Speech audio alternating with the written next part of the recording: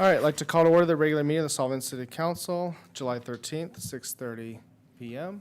Karen, would you like to lead us in the flag?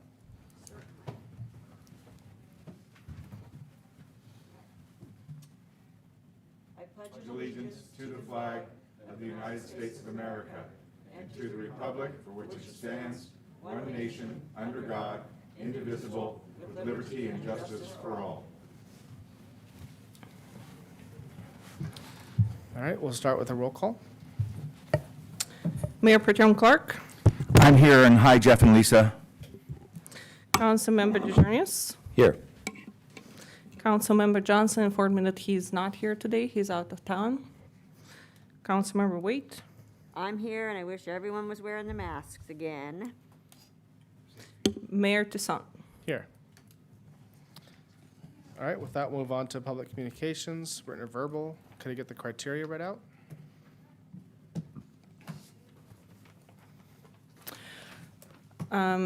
So the council welcomes input. State law does not allow the council to discuss or take action on issues not on the agenda, except that members of the council or staff may briefly respond to statements made or questions posted by persons exercising their public testimony rights.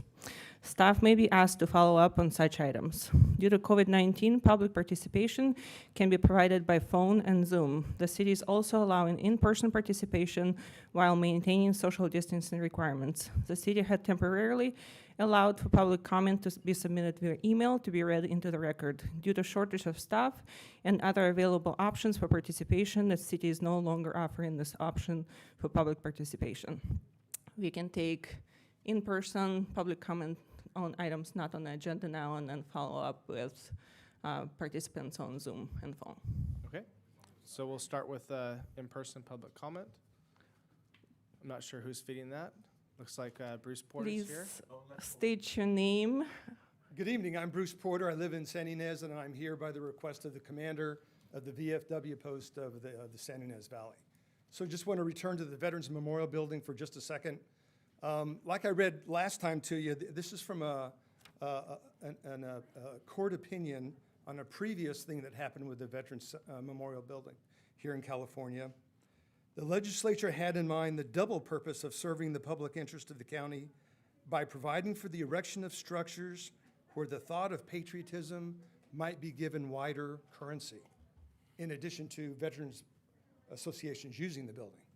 So I think we missed a golden opportunity to do exactly that when you all hosted those great workshops on the 27th of June. In the Memorial Building, an official county function, surrounded by the United States and the California flag, that would have been an extremely appropriate time either to do the flag salute or some other kind of patriotic remembrance. In fact, I think it may be required by the state of California, Mr. Wilbur, I reserve that to you to decide whether to do that or not.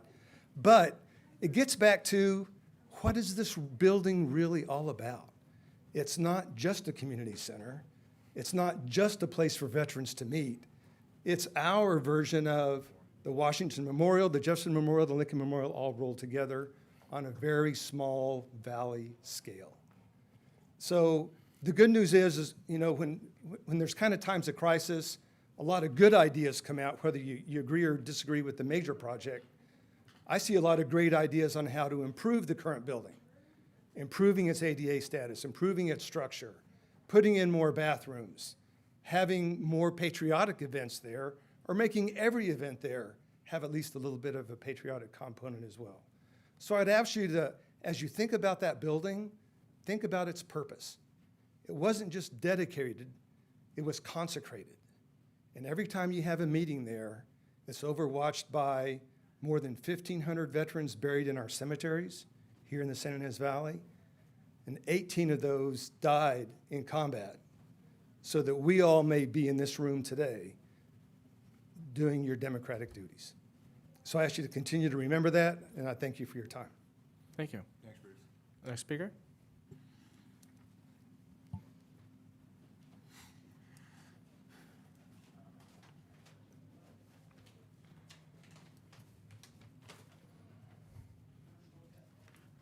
Thank you, City Council members. I am Ed Skitz, City of Solvang, and I actually just have 4 questions for the city council. First question is, Mayor Toussaint, when we began this project in May, you first stated that the proposed Veterans Hall makeover, you stated that the Veterans Hall did not meet seismic requirements and would be too expensive to update. Can you please tell the community the date of the engineering study, what firm did the study, and what the estimate for the cost of repairs that you based your statement on? Second, can the city staff tell the community who proposed the development plan for the Veterans Hall and the Veterans Hall property, and who on the staff or council were involved?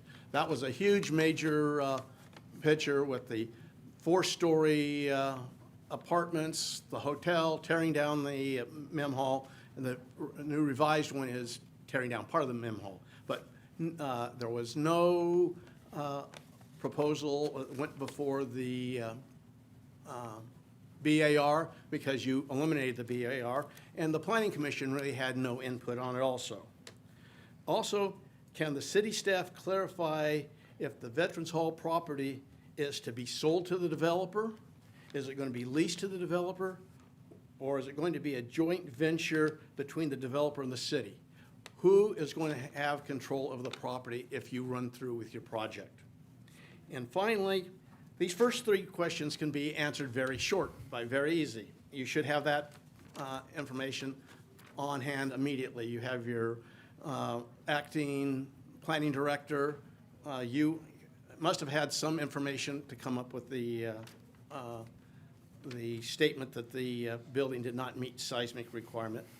Also curious is that a building that you considered unsafe, you have had some major events in that building since that time. If it's that unsafe, you shouldn't have had your events in that building. The 4th question is, can the staff clarify any potential actions to assist the developer in the development of this project?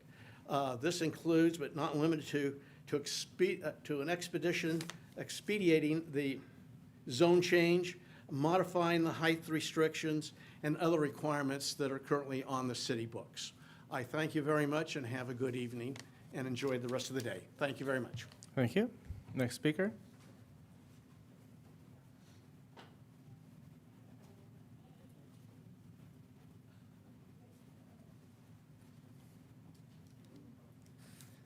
Hi, Mayor, council people. My name is Terry Harmon, and I've been a financial planner for over 35 years, so I know my way around a balance sheet and financial statements. And I'm here basically to suggest that you not build the so-called Solvang 2.0 project. I reviewed your budget last year, way before the coronavirus hit, and was shocked to see the amount and level of spending, but was glad to see the city had no debt. Financial planning 101 rules. Spend less than what you bring in. Be sure to create an emergency reserve plan to cover at least 3 to 6 months' worth of your expenses, just in case. And unless you're a business or a municipality, then that number should be far greater. Way over. City of Solvang's reserves, per the meeting agenda minutes last year, you had none and were spending all that came in. I was shocked and was wondering what would happen when such an emergency or crisis happened to this budget. Little did anybody know that that answer would materialize within months. And just days after the mandatory shutdown of businesses in March, days, you laid off almost 1/2 of the employees of the city, a sure sign of failure on your part to plan for contingencies and emergencies, and devastating to those that were laid off. And now you want to build the Solvang 2.0 project where the Vets Hall is. That includes new hotels, restaurants, and shops at a time when our current shopkeepers, restaurant owners, and hoteliers are in the hole, struggling to keep their businesses from folding. I drove around town on Saturday. I was walking around, driving around, had some friends. I saw nothing but vacancy signs at a time in the middle of the peak tourist season. They should have all been full. So why is that a problem? Well, we know that over 55% of your revenue comes directly from tourism-based sources. The TOT tax, sales tax, and I quote you, will be substantially lower for the unforeseeable future. The city is estimated to lose approximately $2 million in the current fiscal year and another $2 million in the following. And to take another quote from your budget review, It says economic recovery remains highly uncertain. Moreover, the forecast does not include addressing your unfunded pension and retirement health liabilities and the further uncertainty of COVID-19 and in an economic recovery. So if that's the case, why build this project? Why even think about it right now? You have other projects you've spent money on in doing studies. You got reports. You have things like that. But bottom line, there's a time and a place for everything. This is not the time to build your dream. You do not have the money, and why continue to upset those already here trying to recover from this economic downturn due to the lockdowns? They will need a lot of time to rebuild their businesses and pay off their debts incurred to stay afloat during these challenging times. Now is not also the time to incur debt over this. Financially, if this project does not work out, it's not you that has to pay, it's all the citizens of Solvang that would have to pay off that bond. You never incur debt with a teetering balance sheet just after laying half of your employees, laying them off.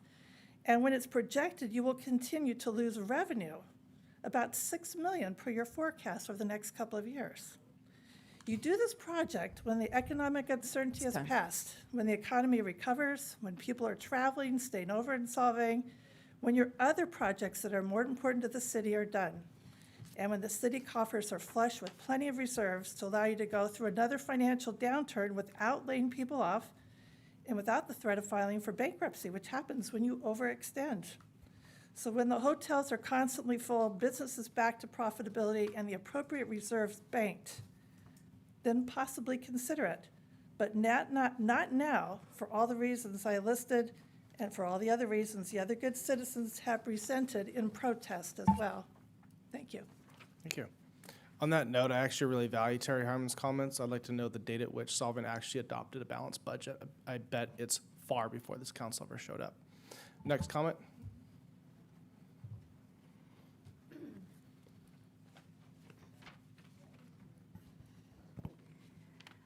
I'm Shirley Stacy. I'm here to read part of Mark Oliver's letter entitled "Ripping the Heart Out of Solvang." The city of Solvang is looking at opportunities to enhance revenue sources by increasing the experiential tourism, incentivizing longer tourist stays, and increasing spending patterns.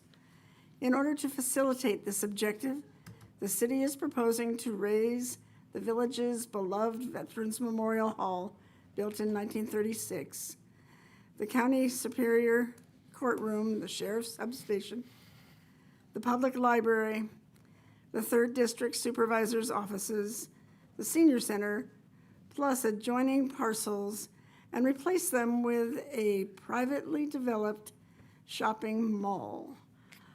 Those of us opposed to this development, and there are many, do not doubt the good intentions of the mayor and some of the council members to make ends meet.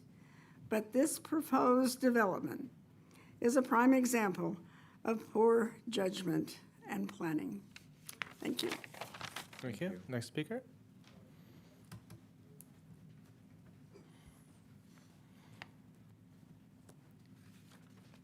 Do we need to wait for Nope, you can go. the gentleman? If you could just state your name and your Heidi Iwasco, residency. Solvang. Thank you. 2 examples for you to consider. In 1989, the Paseo Nuevo shopping mall opened on Lower State Street in Santa Barbara. The developer's promise was that it would attract well-heeled visitors, encourage longer tourist stays, and increase tax revenues for the city. The economic devastation of local stores from the Arlington Theater south to Carrillo Street was immediate. My wife's children's clothing store, the Children's Boutique, was located next to the Museum of Art. The revenue drain upon the opening of the mall led to an immediate loss of 30% of sales, a loss that only worsened over time. Many other stores suffered the same fate. After a few short years, my wife was forced to close her store. Empty storefronts have now plagued this area of the city for years. I know because my business was located on the corner of State and Victoria, and I witnessed the closing. Thank you. Thank you. Next speaker.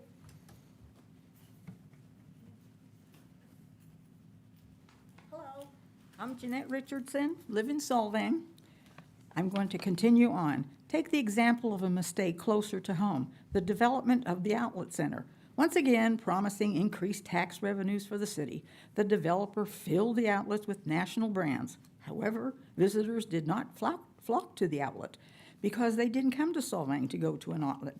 They came to visit a charming Danish village. The White Elephant is now home to none of the stores that opened there. Tax revenues never remotely achieved the developers' promised levels to the city. The promise of the developers failed to materialize, and in the case of Poissonnevo, destroyed the economic health of the downtown area for years. What will this developer's promises turn out to be any different? And thank you. Thank you. Next speaker.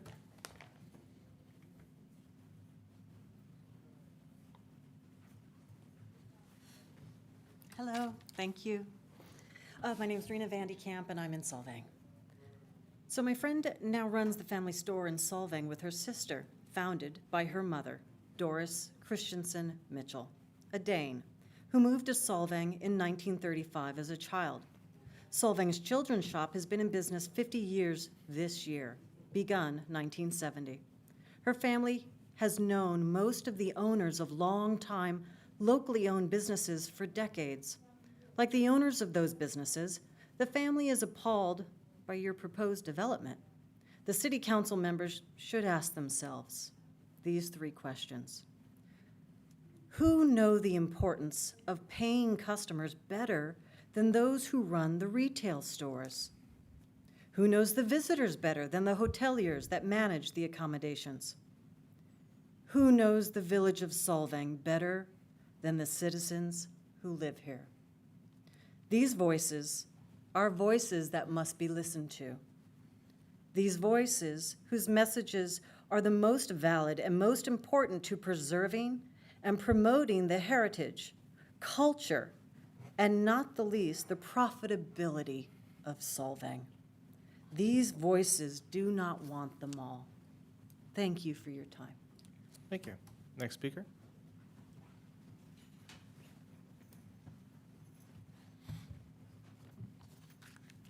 Good evening. Do you need my name? My name's Nina Baumgardner.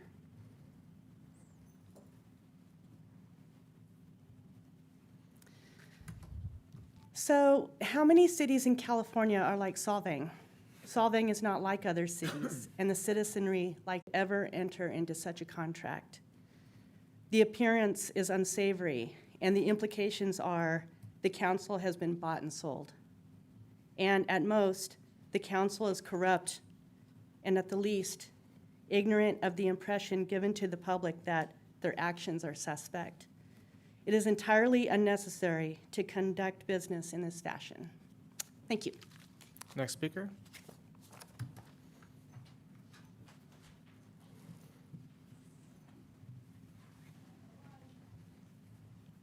I'm Janice Butler, and I am going to read from my notes. It says, the city council should not be allowed to rip the heart out of Solvang. It should promote what we have. It should not drive the merchants of Solvang out of business and the visitors away.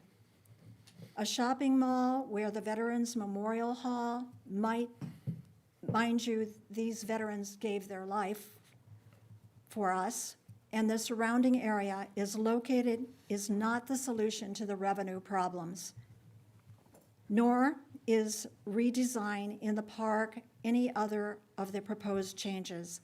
The city council does not have a mandate to name any of these changes. In fact, more than 3,000 people have signed a petition on change.org protesting this proposed development, making it crystal clear that while Solvang may have defined city limits, its character and influence dominates the entire valley. If the city council cannot do the right thing and pull the plug on this proposal, then put it to a vote. If the city council cannot do the right thing and pull the plug on this proposal, then put it to a vote. of the citizens of Solvang, we guarantee the development will overwhelmingly be condemned. What you've heard, myself and the previous 5 people, is a letter by Mark Oliver, former president of the San Ynez Valley Alliance, that the City Council refused to read into the minutes. Thank you. Next speaker. Hi there. Thought I'd come over and get a look at all of you. Nice to see you. Name and residency. My name is Jeff Miller. I live on Maple. We've been around here for about 110 years. And I was just thinking, I went to my, And I'm sorry, if you don't mind, if you could speak in the microphone, just because I think it's picking me up. Okay. Well, it's for the video feed, so the people watching at home and on Zoom, All right. hear what you have to say. I don't want to get huffy, but I was thinking about going to my grandfather's 80th birthday over there about 50 years ago. And I think I have feelings for this place. And I'm tired of people meddling. Who are you people? You know, who are you? I know who I am. And I belong here, and I'm part of this. And leave the trolley alone. What's that? Yeah, I am angry. I admit it. You make me angry. Next speaker, thank you. A lot of people are very angry. Decorum is lost. Next speaker. Are you ready to speak, or are you waiting for? Okay, you're waiting for your item. She's waiting for her item. You're waiting for the trolley item? Do we have anybody else that's not without something on the, not on the agenda? Okay. Okay. So that's it for public comment. Do we have any? That's actually it for public comment. Do we have any callers on the phone? Thank you. If anybody on Zoom would like to speak to this item or to items not on the agenda, please raise your hand. If you are on phone, just unmute yourself. Okay. Seeing none, we will move on to item number 2, executive reports and events calendar. Zena. Thank you. So good evening. As you would remember, during the last council meeting on June 22nd, you adopted the 2-year financial plan, 2020-22 financial plan, that included both operating and capital improvement program. So just to remind you and to let you know that some of the things that will be coming forth as priority items in implementing that plan will be first and foremost the general plan update, which will allow us for continued conversation about the Solvang's future and development and community conversation as well. So this week we'll be posting a request for proposals for a consultant to help us and lead us and work with the city and the community on general plan update. We'll also be moving forward with the much needed fee updates that include all of the general fees, as well as we'll be doing sewer and water fee studies that haven't been updated. Actually, the general fund fees have not been updated since 2005, which is very much out of date, and that would allow us for cost recovery while we are in this time of COVID-19 and economic recession. That's very important. So we'll be moving forward with those. We will also be moving forward with website update as one of the first priorities. During the last year, we've been increasing the public commitment, having public relations consultant helping us, making sure that communications of what the city is doing are getting out there, but an update and easy to look at and provide information on website would really be additional platform for communications for the city of Solvang with our community. We are also moving forward on your agenda on the consent item is an item moving forward with a contract for the wastewater treatment plant. The aeration system replacement will increase efficiencies at the wastewater treatment plant. Now, I'd just like to take a moment and talk a little bit about the planning and development and where we are with that. Once again, just focus everybody's attention on the general plan update. And just remind everybody that with this financial plan, you have updated or you have adopted the budget to do the major general plan update, which hasn't been updated in many years and really should be updated at least every 10 years.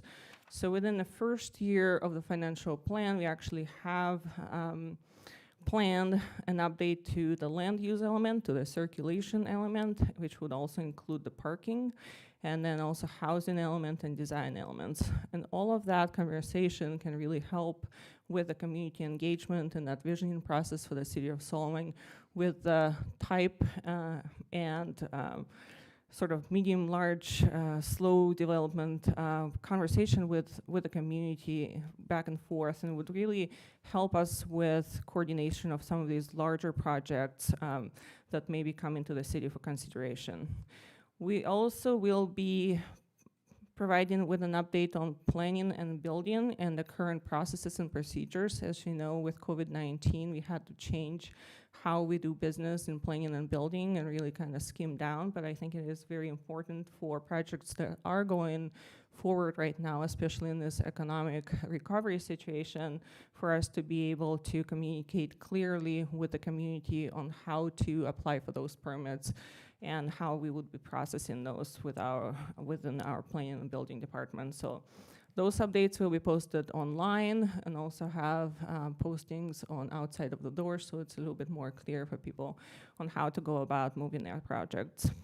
Now, I would also remind you that you had adopted a building amnesty program that actually ended on June 30th.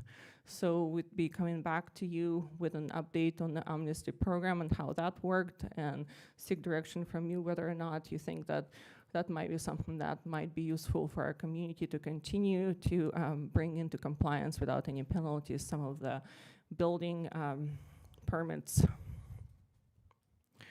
Now, I'd like to also let you know that, yes, based on last time we talked was June 22nd, and on June 27th, we held the community workshops.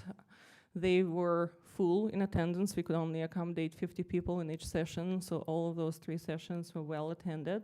We thank everybody for coming out. It was the format of the workshops was in a controlled manner to where we had to adhere to COVID-19 restrictions, and we used sort of an input form to where members and those who came to participate could submit their questions and their comments. There was a lot of very useful information received from those workshops, I think. I have seen all of those questions and comments compiled now, and we will be providing answers to all of those questions on the website later this week. Out of those questions, it's very clear that there's certain themes that are coming out from the public about what they are either not quite, it hasn't been quite clear about the process of where we are, or what their concerns are. So all of that information will be posted online later this week, and we have also promised some additional conversation there on the project. So we would be scheduling additional smaller workshops for those who want to have an opportunity to continue to discuss that project shaping and want to have more of a conversational type of an environment. We would, of course, also have this conversation be aligned with the general plan update process, which I think will answer a lot of those questions and concerns of the public. We are definitely at the very beginning of the conceptual conversation. There hasn't been any project submitted to the city once again, just want to make that clear. Before the COVID-19 hit, the council had also approved a resolution to form a branding and design committee. So the branding and design committee would, or has replaced the what used to be the Board of Architectural Review, and is similar in its nature. There's some terms and qualifications of those members of the BDC that are outlined in that resolution. And because of COVID-19, we haven't quite opened up the recruitment, but we are ready now and think this is timely at this point for BDC recruitment to be opened up so that BDC can work with the city with some of the changes that we are having continued to see due to COVID-19, and I'll talk about that a little bit later. But for example, closure of the Copenhagen Street and other businesses needing to expand outside of their usual business place. So we're hoping that BDC will be helpful in that process to ensure that Solvang maintains on brand. So the recruitment will be posted on the city website on the front page under the recent news and headlines this week as well. So for those who are interested to apply, that information will be available. Now, as of today, we have yet again some additional news on COVID-19. Governor Newsom has updated his regulations once again. So the changes that he had made to counties that were more at risk, which included Santa Barbara County, I want to say 2 weeks ago, when all of the restaurants could only operate outside, now those apply statewide. So all of the counties are now in that situation. Now Santa Barbara County is ordered to close these businesses here that are listed, which are gyms and fitness centers, places of worship, indoor protests, offices for non-critical infrastructure sectors, personal care services, including nail salons, massage parlors, and tattoo parlors, hair salons and barbershops, and malls. So this order will be going into effect for at least 3 days, is what he has announced today. Now, I just want to remind the businesses and the community that because of the COVID-19, the city had eased restrictions for signs and permits. So if you see some of the businesses placing signs outside or expanding into their private property or into public right-of-way, that's because the city has been working, understanding that our businesses are what brings our general fund funds that then service the city and our citizens. We're working closely with our businesses to make sure that they can stay in operations and ease what they can do. So we have very expedited encouragement permit process right now to where businesses can expand outside and also put signs up. So that's just a reminder. Now, we'll talk about this more under marketing and COVID update items later tonight, but I just want to say this in the beginning of the today's council meeting that Copenhagen closure is in effect. Council approved that, and at this point, given where we are with COVID-19 and the governor's latest regulations, we're definitely seeing some tightening. So I think it's reasonable to say that we will be in this situation for a while. So we're treating this closure now with a little bit more permanency in mind, that it will probably be at least through the winter season. So we're working with the business community now with our marketing consultant as well, and I think the branding and design committee may be helpful in that going forward in keeping it on brand, but we are working with our business community to establish a partnership to where we can have on-brand looking furniture that's a little bit more permanently set up for the Copenhagen closure to continue and for our restaurants to be able to operate as they only can actually operate outside right now. Now on to advanced calendar.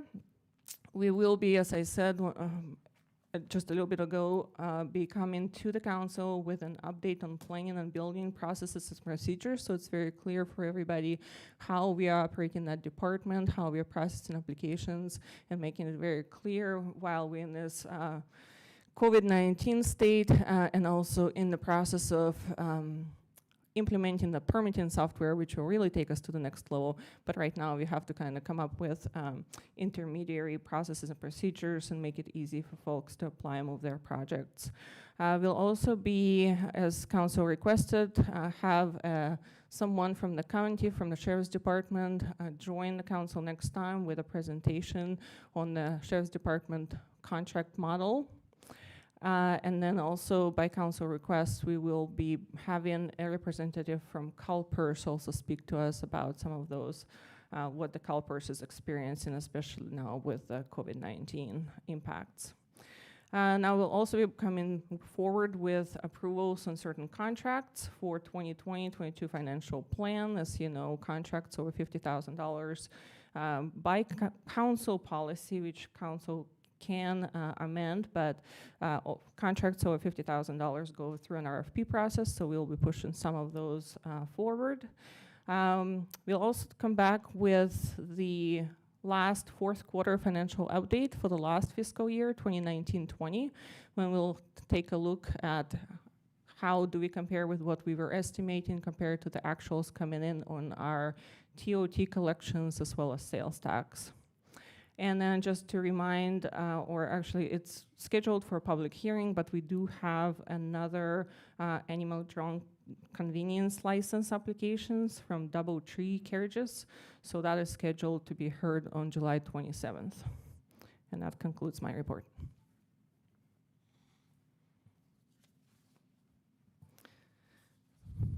Thank you. And next we are on consent agenda. Mayor? Sorry. Consent agenda. No, we have a lot of people that are emailing in right now, so I'm trying to dissemble between what needs to be read in and what not. But, so that finishes the item number 2, executive reports and calendar. We'll move on to the item number 3, consent agenda. Is there anything that the council would like to pull from the consent agenda? Not I. I'll make a motion to approve the consent agenda as is. I'll second it. Mayor Pro Tem Clark? Yes. Councilmember DeJarnius? Yes. Councilmember Waite? Yes. Mayor Toussaint? Yes. Passes 4-0. Can I have some clarification? I'm getting a lot of emails about people requesting that public comment be read into the record tonight. I know that we did that during COVID when no one could show up under the mandates that we had. What are we operating under right now? I just want to make that very clear for the public. Correct. So Gave a speech at the beginning of that. I want it reiterated because I'm literally getting emails right now.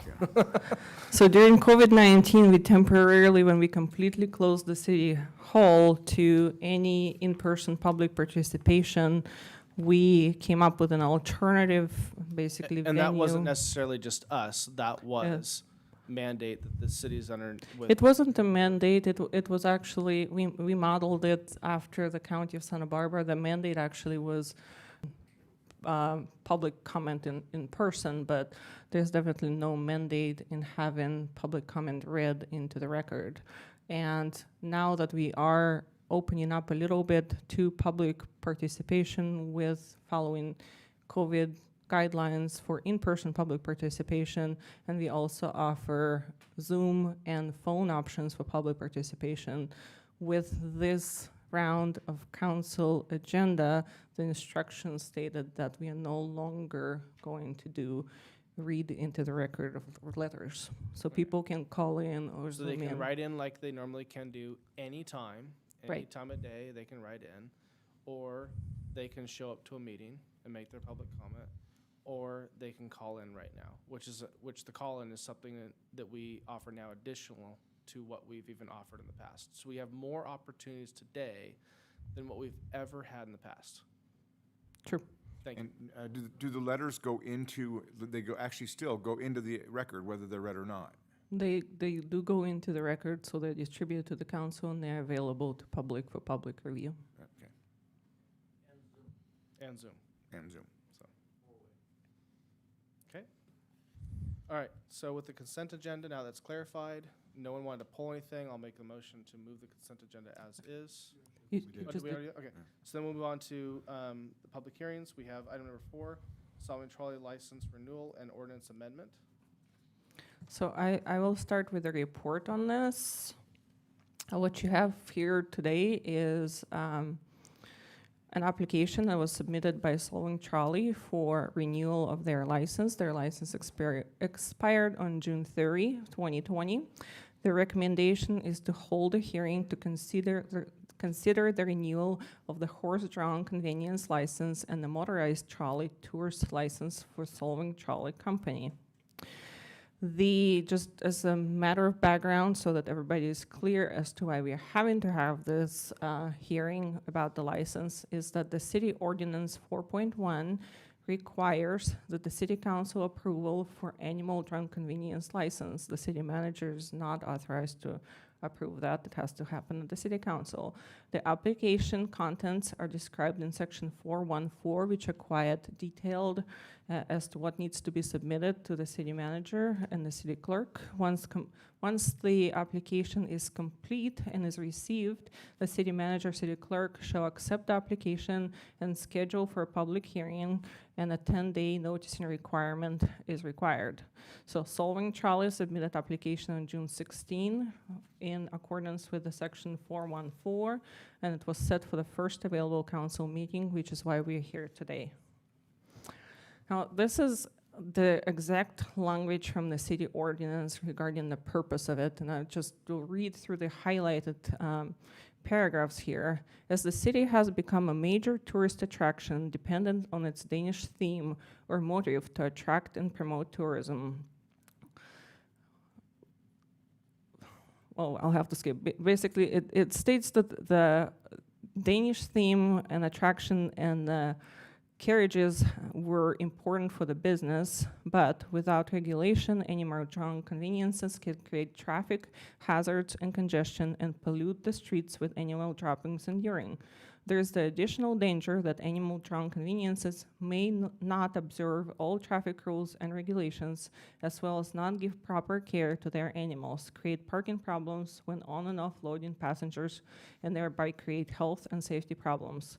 There is therefore a pressing need to carefully regulate, under license and control, the operation of animal drunk conveniences for hire in the city, which may be used for hire, and if they cannot be regulated effectively, they may have to be totally banned.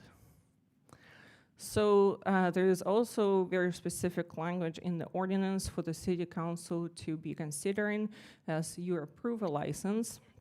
And that states that the city council may grant the license as applied for or in modified form on a determination that the following standards will be met. Number one, the animal drunk convenience is safe and will not be dangerous to the passengers to be carried therein. 2, the appearance of the animal drunk convenience will conform to the theme or motive of the city. 3, the costumes or wearing apparel of the operator and attendants for the animal drunk convenience will conform to the theme or motive of the city. 4, the routes and theme of operation of the animal drunk convenience will not substantially or unreasonably adversely deteriorate the quality of traffic or the congestion along its routes. Number 5, the granting of the license will not be detrimental to the health, safety, and general welfare of the city. Number 6, the proposed sanitation methods will keep streets reasonably free from animal excrement and urine. The animals used to draw the convenience are fit for that purpose and will be properly cared for. So the Solvang trolley application consists of an application for 7 separate total conveniences. They pay a renewal license for each of these conveniences, and so you can approve all or some of these conveniences. They submitted an application for 6 horse-drawn conveniences and 1 motorized convenience. I'll just walk through this briefly, but all of this information is in your packets with their application. This is one of their conveniences that I think we see most often in the town. It's called the Honen. It was originally a Solvang streetcar that was put into the circulation in 1965. The next one is H.H. Hans Rasmussen convenience. We have a 3 vis-a-vis carriage, a wagonette, a hay wagon, opera omnibus, and a 1993 Ford, which is the motorized trolley. Now we have the routes that are included in the application. The one on the left, you can look at it in detail, is their standard route, and then they submitted additional routes for COVID-19 because of the closure of Copenhagen Street. So some of the staff recommendations, in addition to approval of the license, is that there's some unclarity. The ordinance itself doesn't speak as to whether the city manager can or cannot approve alternative routes. But the contract actually does between the city, or the one that was executed for last year between the city and the Solvang trolley. So the recommendation is to clarify in the ordinance itself whether the city manager can approve routes in situations such as COVID-19, for example. And then the resolution also, or ordinance also states that council from time to time shall set the fee for renewal of the license, but the fee is also actually only found in the contract itself. So the recommendation is to bring back a resolution actually setting those fees, so it's very clear for anyone applying for the license what the license fee would be. Additional policy considerations for the council that you might discuss and consider is the length of license approval, the required fees to operate the streets, and then types of conveniences. That concludes my report. Okay. Are there any questions on staff report? No. Okay. So now we'll go to public comment. I'm sorry, I have a question. Okay. So my understanding is they pay, what, $75 a year for a permit fee to operate on our streets? They pay $75 per convenience for a renewal fee So per trolley? per trolley, yeah. Okay. And when was the last time that was visited and updated? I do not know. As I said, I do not see a resolution that sets it. I only see that amount of money stated in the contract between the city. And when was that $75 fee set? What year? I do not have that information. So it was so far But- back that nobody knows. But, I mean, that fee is really set for the processing, so it's not any kind of fee of. Okay, so nothing Or- has been updated, right? So, right, but if what my recommendation was to bring back a resolution to set the fee, that fee would be just basically an estimate of staff time to Okay. process the license. And does that include other fees like encroachment fees or parking in lieu of fees, rent, that kind of thing? No. No. So in effect, they only pay $75 a year? Yes. Okay, thank you. Are there any more questions? No. Okay. With that, we'll go to public comment. Yeah. Okay, we can do it. Sorry, so we'll take the applicant first, yeah. So we'll take you first as the applicant, yeah. Keep it to 3 minutes. Well, they are the applicant, so it's not Yeah, a yeah. 3-minute rule. All right. Good evening. I'm not sure if the mask makes any difference on, so I don't know. All right. Well, good evening, Major, members of the City Council, and city staff. It's a pleasure to see everybody here tonight. Back as last year, same time, same place. I will say that the first time that my father stood here was back in November 2007. And there seems to be some thought or assumption that we are here because of a special favor. We did not get any special favors. In fact, the city council that was sitting here before me, 2007, was so skeptical that rather than giving us our license for a year, they granted it for only 3 months under suggestion of the then councilwoman, Linda Jackson. She said, even though that we had invested all the money on equipment and horses, and we paid the penalties from the last owner so that we would be able to continue to operate. She said, I'm gonna give you 3 months to see if you're good for your word. We came back after those 3 months, and everybody decided, yes, you get your license for the rest of the year. So thank you so much to Zina for including in the report a little bit of our history. The trolley was introduced in 1965 as a motorized vehicle built by Axel Nielsen, a historical figure here in Solvang. And after it broke down for a couple of years, Hans Rasmussen had the wonderful idea to hook a couple of horses to it, and it's been giving tours as a horse-drawn conveyance since then. It's had many owners, and we are proud to carry on that tradition. And by the way, 2007, as I understand, was not 20 years ago. It was 13. Yeah, I think I can do math, and we all can. And it's a very basic endeavor. There's been questions about our business model. The trolley show ups in town. People pay a ticket fee. They ride, they have a great time, and this revenue is used to pay all of our expenses to operate, and hopefully we can make a profit if, once that we are covered all of our expenses, just like any other business here in town. You will say that, yes, we use the streets to make money, but this is not all about the money. It's a shame that even though we've invited everybody in the city council and city staff to ride on the trolley if they want to find out what it is that we do and they never have. I know you guys are all busy, but you should at some point because everybody should. You live here. And not only do we give the tour, which is fully guided by costume staff member, but we also offer assistance to anybody that asks for it.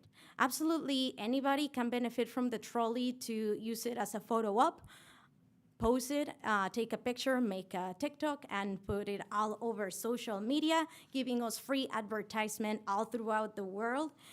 We answer about directions or special events, what things are open, where is there to eat, any information that they would ask for the visitor center. We provide that, whether it's paying customers or just somebody passing by.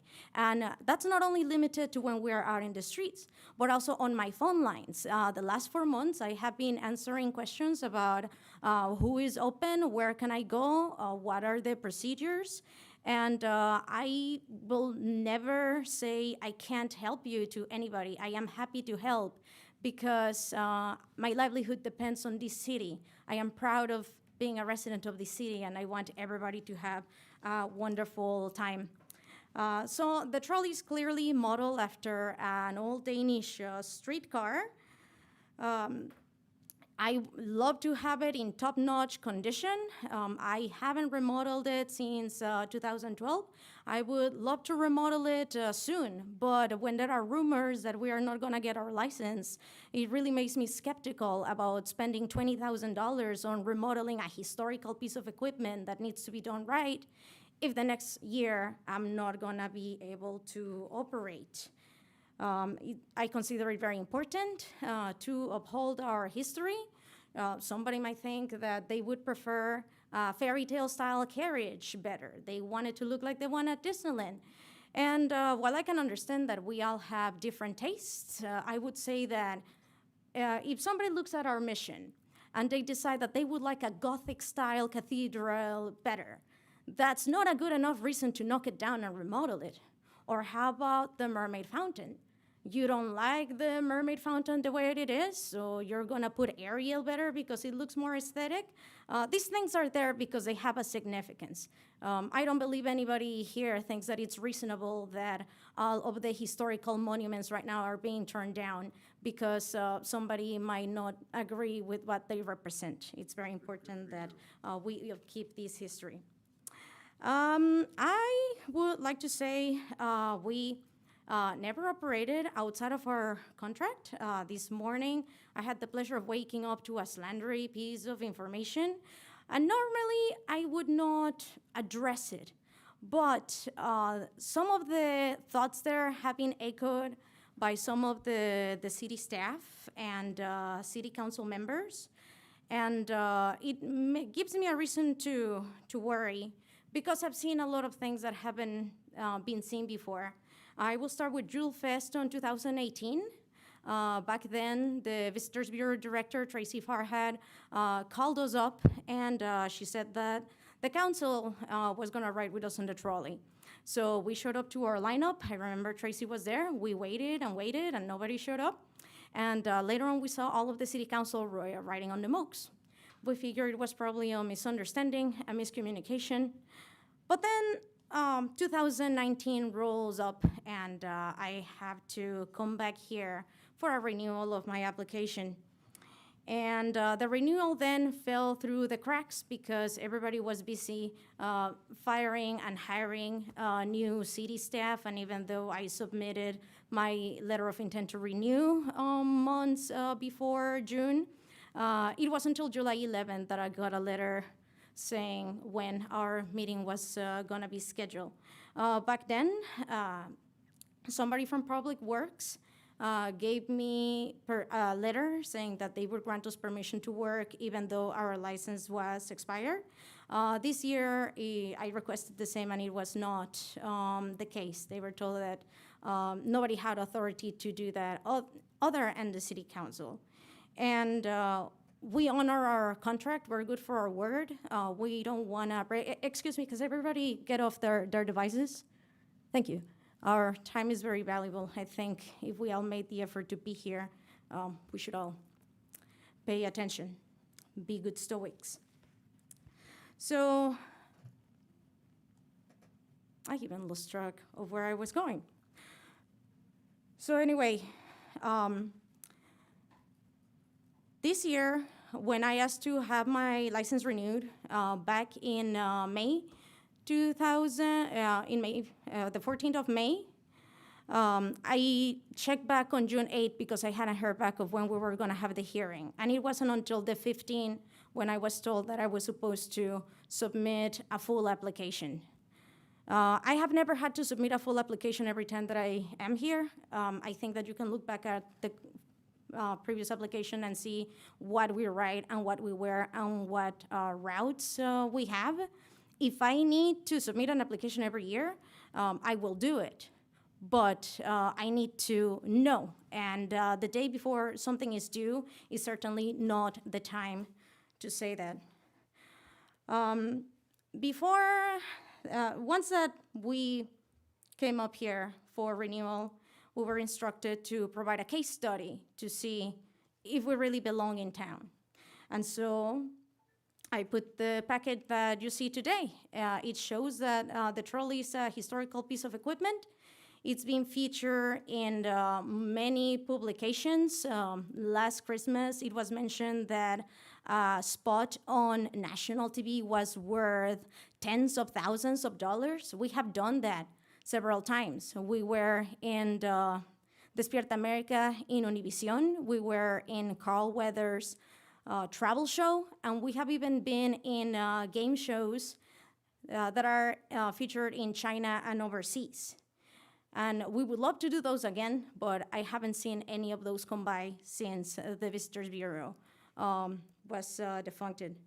I'm also worried about all of the allegations of us not paying rent, squatting on the spot across the street. We had a lease contract that was drafted by the city, and we paid every month. It is true that we might not pay to use the streets, but we have paid for signage like everybody else has paid for signage. And we bring the benefit of basically a mobile visitor center that it doesn't cost the taxpayers a dime. The Cinderella carriages came here at the expense of taxpayers, and they don't have the background of history and knowledge of the culture and the significance of Solvang. And I don't understand why it is made very easy for other companies to come and operate, so easy that they get paid to come and operate. And we have to operate as any other business, make ends meet, just to keep the privilege of being part of this town. Another thing that worries me is that when the staff was directed to look into our business, see if it belongs in Solvang, how can we enhance it? I received the email of when the meeting is gonna be, and the city attorney is CC'd in it. So I ask, is Chip gonna be in there? I certainly would like to have representation of my own if I'm gonna be speaking with a lawyer, and I did not get an answer of whether Chip was gonna be there or not until the meeting was there. And I had to be proactive and bring counsel of my own. Once at the meeting, I get a copy of my contract, highlighted, and they are looking rather than looking at how we work and how we enhance the city and how we make part of the community, they're looking at how I could be possibly breaking the contract. Are you squatting? Do you not pay fees? Do you leave your equipment behind the visitor center and don't pick it up? Which, by the way, that was the visitor center's own equipment. We never leave our equipment there. But nobody knew that because everybody's so busy getting into office and getting out of office and getting fired and getting new contracts that nobody even knows what's going on, and there's no methodology to anything that's happening.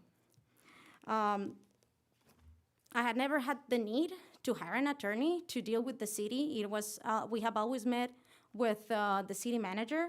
And even when David Gasaway was here for just a few months, the first thing that he did was call in all of the business owners. He called and met with us several times to see how this works, to see how we can move forward. So certainly I will agree with city staff that a lot of clarification needs to happen.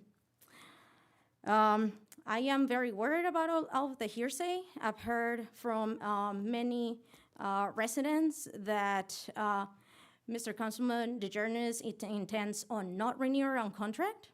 There is somebody else coming and apply for the permit, and as they can, because this is not a monopoly, this is simply a business.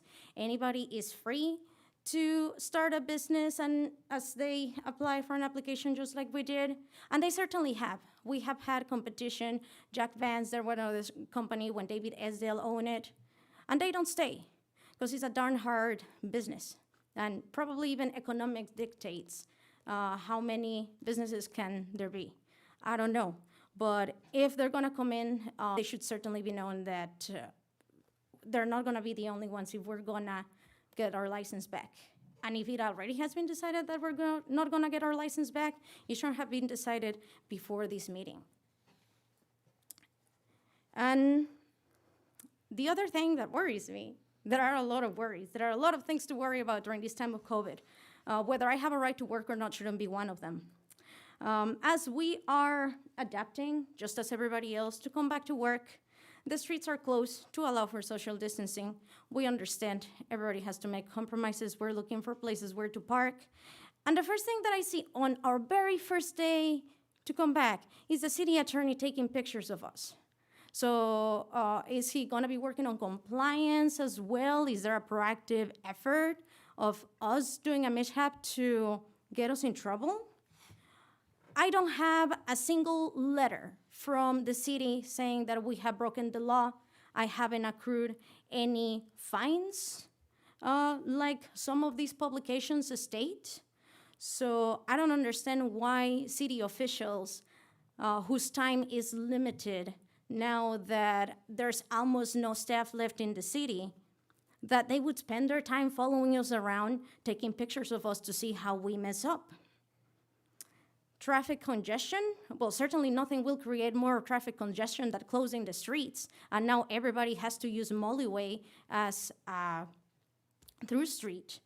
And the trolley is certainly not the only thing that affects traffic. Let's talk about Surrey bikes and the pedicabs and the mokes and all of the people stopping in the middle of the street to record TikToks and take pictures. Those are not any difference whether the trolley is there or not. And finally, with all this, after seeing the slandered piece written in the Solvang Journal, making accusations that we have had to disprove to city staff because they have taken those as proof, seeing how Councilman DeJarnis often use these media to publish his own views, knowing that he speaks fondly of the publisher of this newspaper, I would like to ask Councilman DeJarnis to recluse himself from voting on this item, because it is clear that he cannot make a partial judgment on this. His problem is not the horses. So much is not the problem that he called and arranged for somebody to get paid to operate during peak season and compete with us. His problem seems to be who runs this operation. He has a problem with how the trolley looks. Well, we could have certainly taken a suggestion of using a different kind of trolley. But again, our contract states why we use the trolley, because somebody sees the value on this historical piece and they saw that it's worth keeping so much that they require us to use it along with our Danish costumes. Thank you so much for your time. I appreciate having the opportunity here, and I look forward to seeing what you have to say. Thank you so much. Thank you. Thank you. So with that, we'll go into public comment. I'll please Public ask that comment, we refrain please. to public comment. First speaker. First speaker.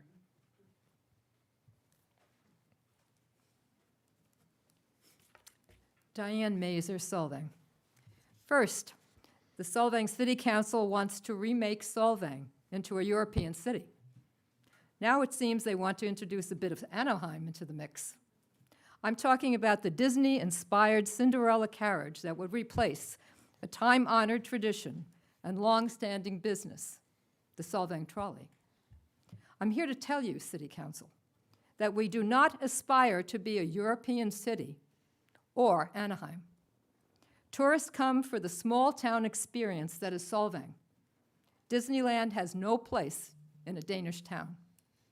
We, the denizens of Solvang and the Valley, love this trolley, which was established in 1957. The Orona family continues that wonderful tradition. What businesses are you going to go after next?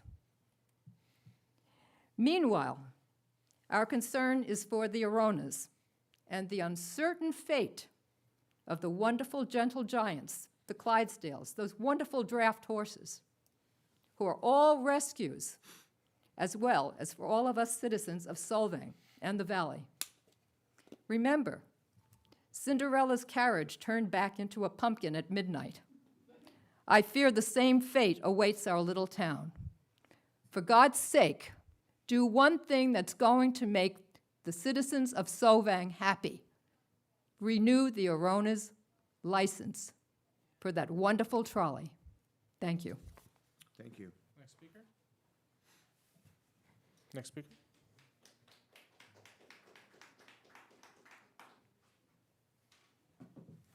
Good evening. My name's Marcia Nelson. I'm here in support of the Solvang trolley, and I used to be neighbors with the Oronas, and these guys are the real deal. They are the nicest people. They have tried so hard to stick with all of the rules, to do everything within the rules, and they have worked really hard, even within their own contract. It even says what color the honen is supposed to be. So, and that they have to be Danish, and that it has to be 19th century Danish. So they really have been, you know, within those rules and have stuck with it. And as far as I can see, with everything that I've looked through in their contract, in their application, in all of the different things that they've got here, they have done absolutely everything that's been asked of them. And one of the things that's pretty unique about these guys, and I specialize in horse behavior and I rehab horses, and they have happy horses. They have taken animals that were on the kill lot, and they have rehabilitated them and given them a purpose in life, and those are proud animals. They have 10 of them that they have done so that they can properly rotate them, being able to do their work. I think these guys have worked so hard. They're so enthusiastic. You go into the Solvang trolley ice cream, and you go to the different places. They are good for Solvang. They're really good for Solvang. They have really helped this town from everything I've seen. Every time I come through town and I watch them going through, people are so happy. And I know of people who have said, the happiest thing I did was riding on that trolley, and I want to come back to Solvang. So I think it is really unfair for something else to come along when, especially the Cinderella carriages, they don't fit the motif that the 411 purpose indicates. The 411, I saw it right in the beginning, you guys read it. It says that we're dependent on its Danish theme and motif. That's in the code. It's dependent on that. You go down to the definitions and it says theme or motif. It says the theme or motif of the city shall be a 19th century Danish village, and this is under the horse-drawn conveyance licenses, conveyance meaning a horse-drawn carriage or a horse-drawn vehicle. So they are living within the confines of their license. If some of that is to change, I guess that's the city council's place to change that, but they have been living within the confines of their contract. They've done everything asked of them. They went out of their way to really work with the COVID-19. They made changes to the hone-in. They did a lot of expensive things, and as far as rent and all of that goes, there's no place in the city of Solvang that can take all of their horses. It's not like a store here in town that's renting a building. So yes, they have to have a place outside the city limits to put their horses, but they are operating right here. They are advertising for this town. Their pictures are all over. People from all over the world get drawn towards Solvang because of this trolley. And I think that they should be, in my opinion, renew their contract. There doesn't have to be one contract. There can be several. There can be, so I hope that they do get to keep going. They're good for this city. They work hard. They're wonderful. They're unique in that they're wonderful with horses and they're wonderful with people. That's a hard thing to find both. It's usually one or the other. So thank you very much for hearing me, and thank you. Thank you. Next speaker.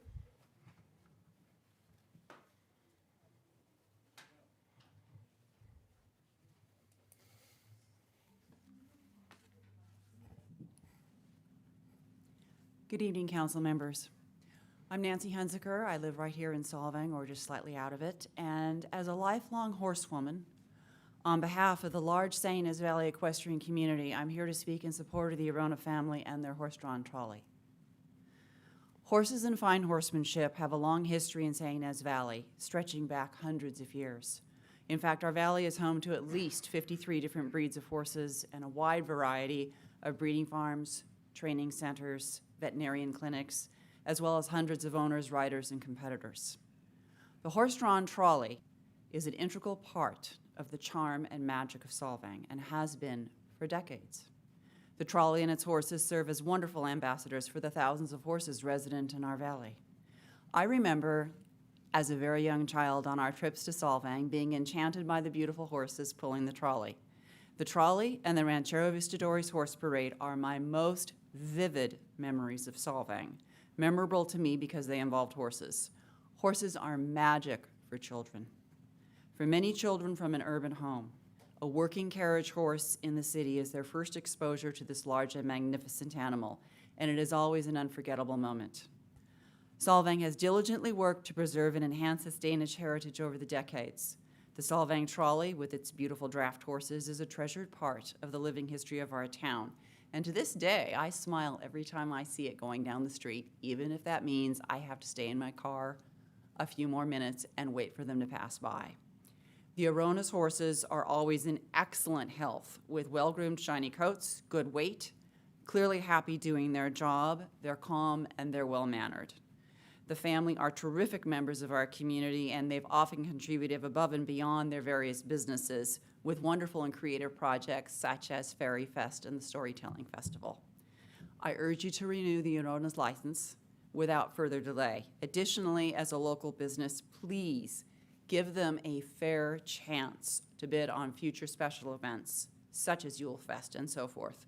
Our community should absolutely be supporting our local businesses and our local families far first and ahead of out-of-town competitors. Thank you very much for your time. Thank you. Next speaker.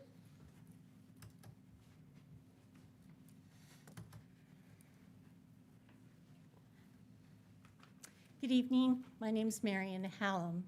After learning earlier this afternoon that the council was not going to be reading letters sent in regarding the Solvang trolley, I've come here to read a letter that was sent by an organization to which I belong.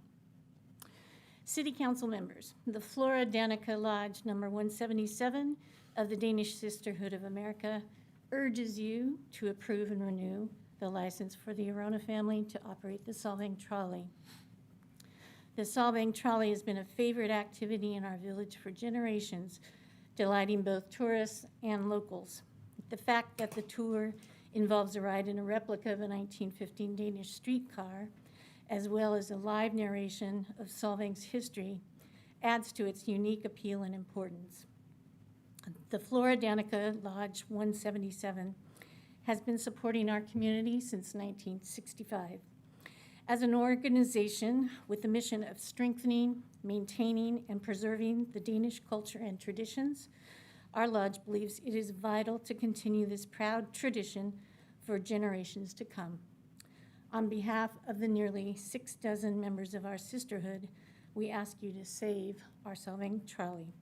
The letter is signed by Karen Peterson Voorhees, President, Mindy Yeager Christian, Vice President, and Lisa Larson Peterson, Secretary. Thank you. Next speaker.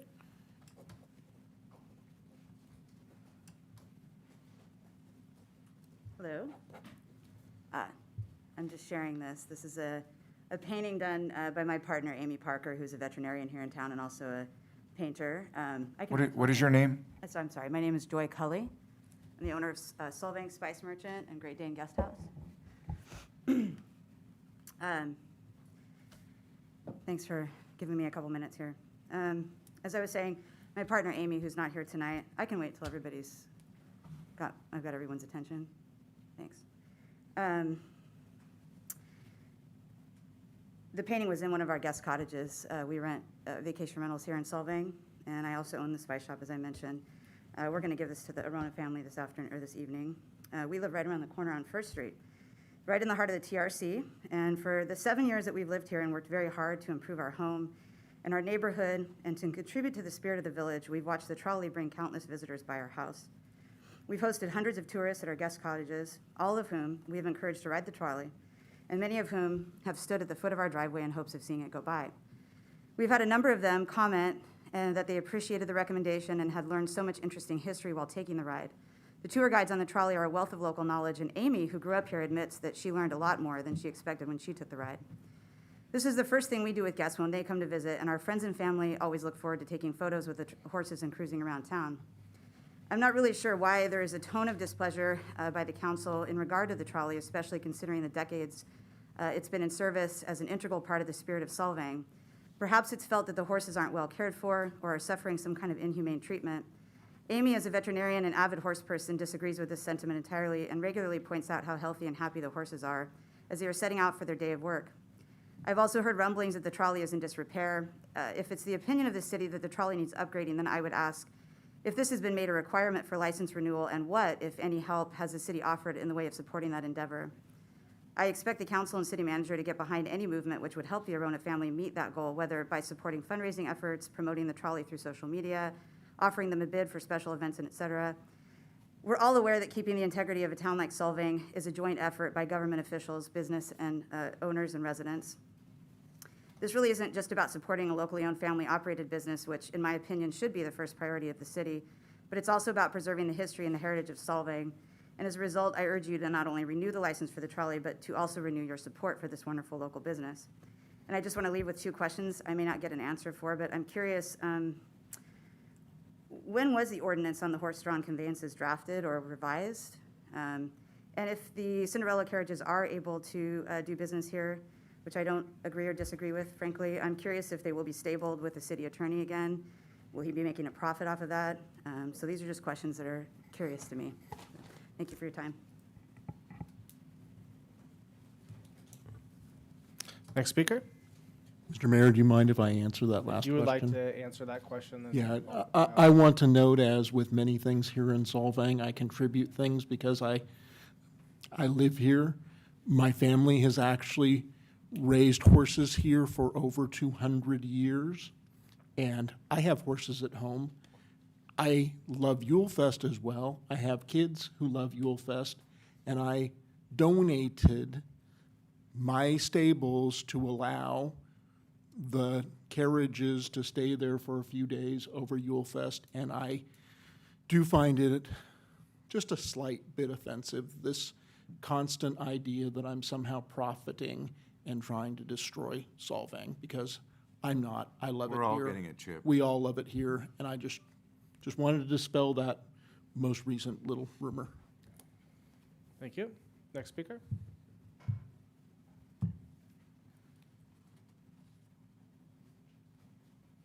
Mayor, members of council and staff, my name is Lisa Martin. As a former employee of the city of Solvang, I had the pleasure of working with the Aronas on several occasions. To my knowledge, they have followed the letter of the law to a T and have always submitted complete applications, proper insurance, and thorough veterinary examinations.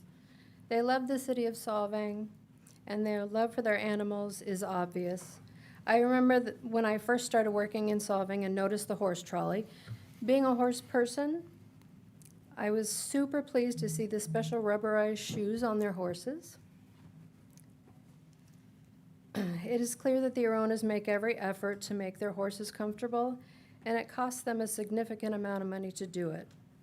Unfortunately, they have been consistently harassed by certain uninformed persons who don't understand that these horses love their work and that they are well cared for. The Aronas have had to jump through a variety of hoops to keep their business afloat. That harassment has now unfortunately included the city council.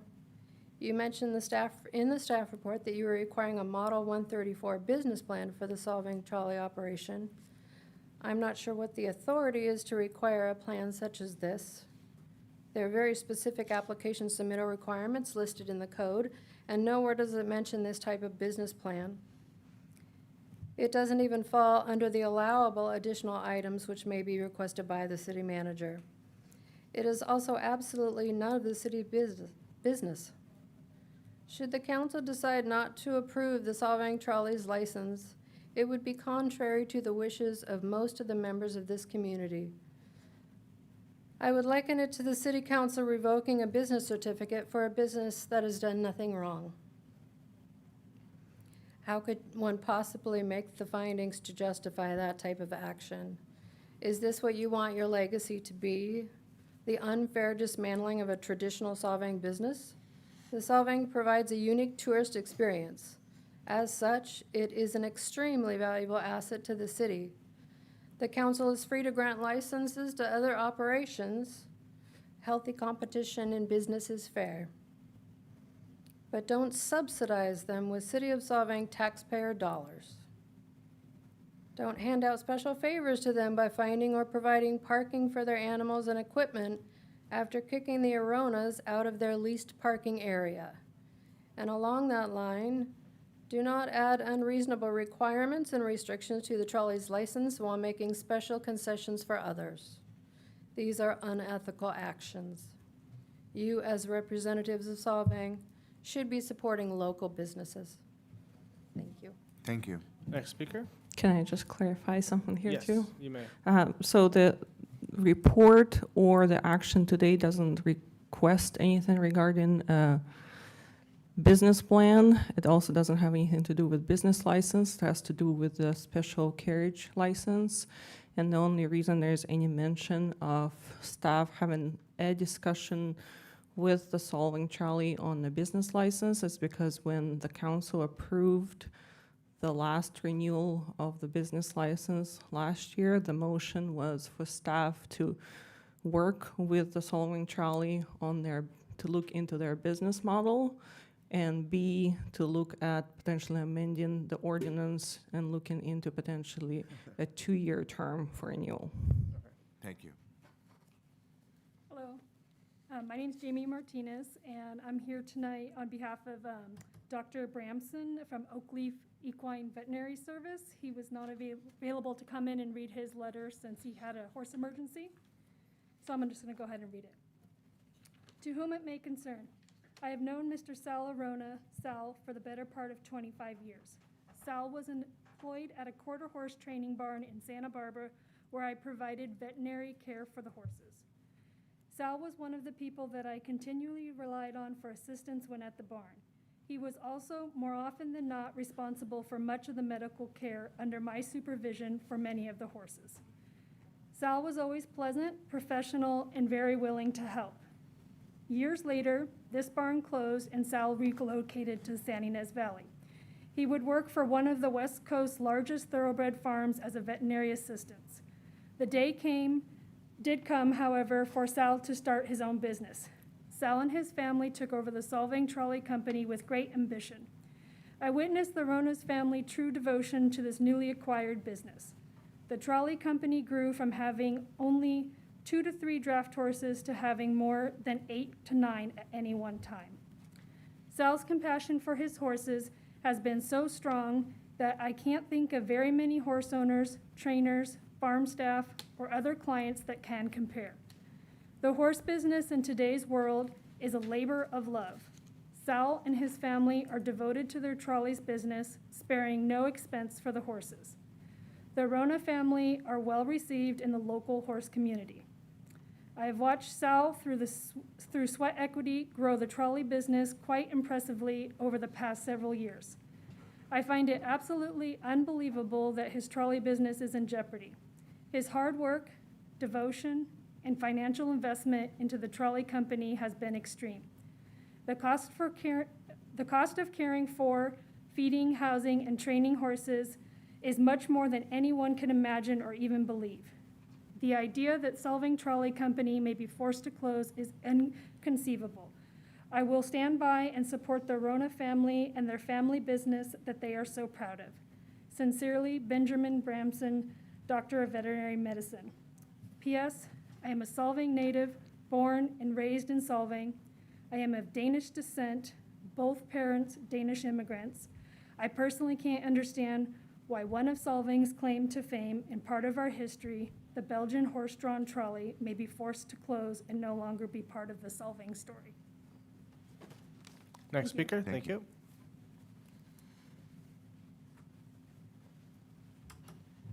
Good evening. My name is Lily Martinez. I'm speaking on behalf of my sister who was unable to make the meeting tonight. Dear council members, my name is Emily Martinez, and I have lived and worked in Solvang for many years. I support the renewal of the conveyance license for the Solvang Trolley and Carriage Company. The Solvang Trolley is an iconic piece of our town's history and is an important attraction to many visitors.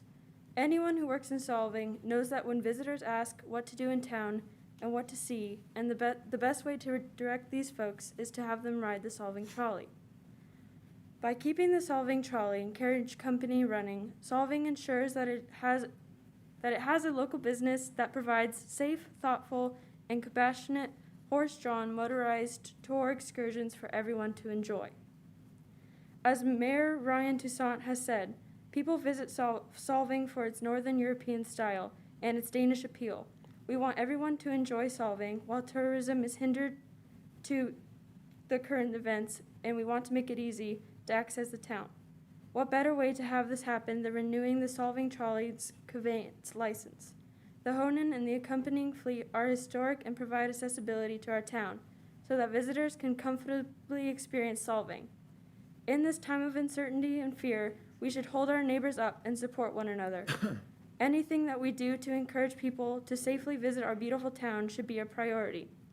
Helping this business thrive by renewing their license and not using city funds to compete directly with them helps our community thrive.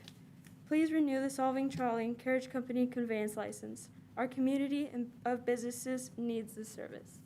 Thank you. Thank you. Next speaker.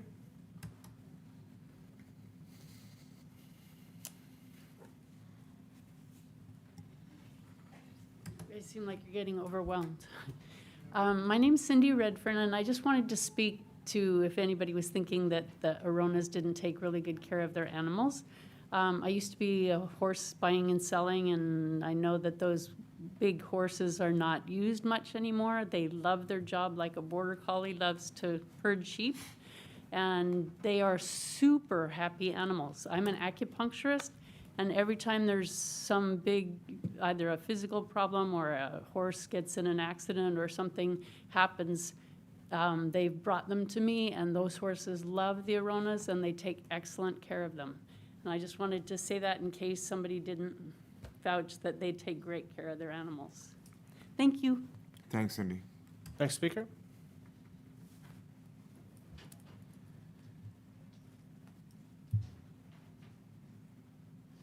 Mr. Mayor, City Council. Thank you for letting me speak today. My message today is about love. Can you state your name, please? I'm sorry, I'm Cece Bodette-Wellman. My message today is about love. It's about the love that the Arona family has for this town and its history. The amazing love that that family has for their horses. All those horses are rescues. They were on their way to the slaughter. And if it wasn't for that family loving them back from all of their emotional hurt, they'd be dead. They'd be eaten by something. Everyone that I know of in the last 63 years that I've lived here always wants to come and ride the trolley. In years past, the trolley has been something that I have been ashamed of. I am an animal advocate. I rescue horses. I've been a horsewoman my whole life. And these horses love that family. And vice versa. The Aronas call them their children, which is amazing. Not very many people relate to their animals as their children, but that's how they're treated. They make sure that they like to do whatever their job is. If they like to work on the street, then they work on the street. If they don't like to work on the street, they go work a wedding at a vineyard or something else. If they're unable to work at all, they retire them. Those horses, I can tell you, are incredibly expensive to maintain. They have special needs. They have special food. And with all of the love and care that goes into caring for those horses, it's insurmountable, really. And it's nothing short of a family that works together and that loves each other and respects each other. And I have seen so many people, because every time I'm in town, I stop and I always give them a handful of horse cookies, because I always have them with me. And they always, thank you so much. And all the people that are riding on the trolley, oh, isn't that sweet? That's so sweet. And it's something that makes your heart sing. And the love that this trolley brings to this town and the charm is nothing short of something that I'm very proud of. They take excellent care of their people who ride the trolley. They're very, very careful. They take their job very seriously. And they love their animals very much. And they love this town. Thank you very much for your time. Thanks, Cece. Next speaker. Good evening, Aaron Ferguson. Good evening, council members, mayor. For the last 11 and a half years, I've lived, worshiped, raised kids, worked, dined in the valley, Solvang specifically. And in that time, I've come to appreciate the rich tapestry of business owners and residents and tourists that form the foundation of this community that we all live in. And one of those business owners is absolutely Solvang Trolley, that enriches this community and provides a service that people know about throughout the world. People that come to the valley talk about that business. They've heard of it. Europe, Asia. It's an institution in the valley, and it's absolutely something that we should continue to support. I find it extremely interesting, without offering any insinuation specifically, but it's interesting that there are very, very few minority-owned businesses in the valley, and this is one that appears to be struggling right now.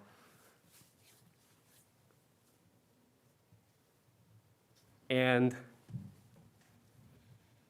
the word monopoly is thrown around a little bit today. I don't really have the specifics of that or whether that's actually true or not, but where are the other businesses that are trying to have a trolley or a carriage business in the valley? So I think what everyone's asking here today is quite simply that this business be given the chance to operate as long as they're following the laws in town, and not be treated differently than any other business would be in the valley. And I just wanted to change gears for just a second real quick, and address a council person specifically, Councilman DeJarnis. I think it showed an egregious lack of respect to walk through a crowd of people without your mask on specifically.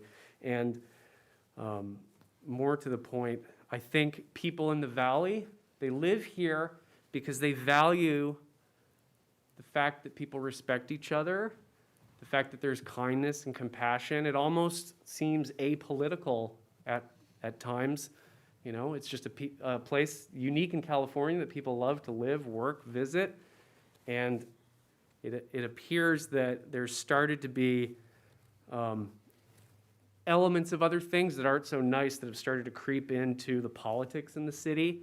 And I think it's worth noting that the people that live here have taken notice and aren't happy with that way of doing business, with bullying and intimidation and stuff like that. So that's all I have to say right now. Thank you for your time. I appreciate it. Next speaker? Thank you.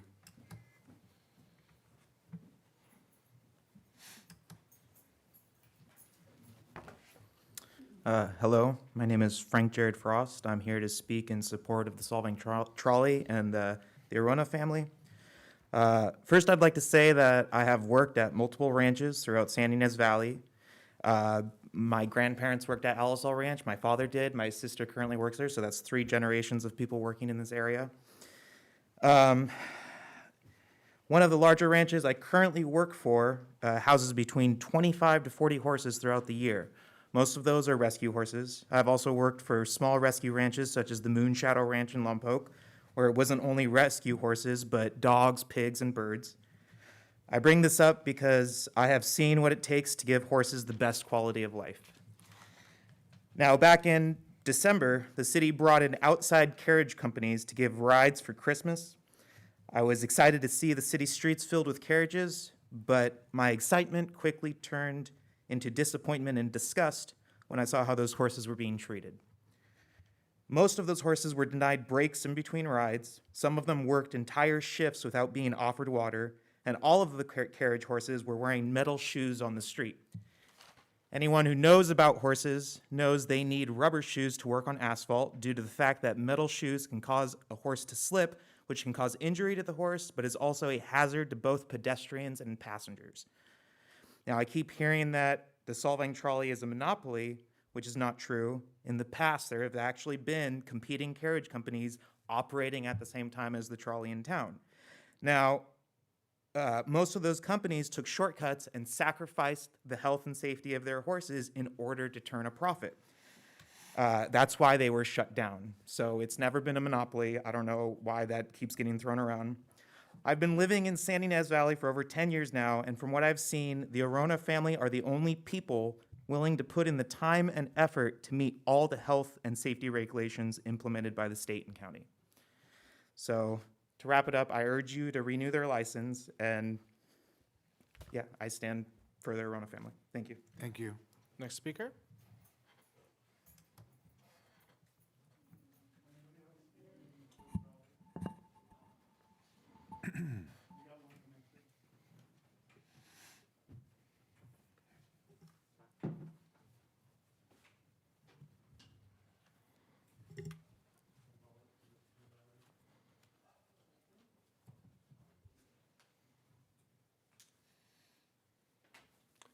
Good evening, Mr. Mayor, council members, staff. I'm Hans Deuce. I live in Santa Maria, but this is my home. Solvang is my home. Good relationships are based on trust. They're based on loyalty. They're also based on mutual things, getting things. I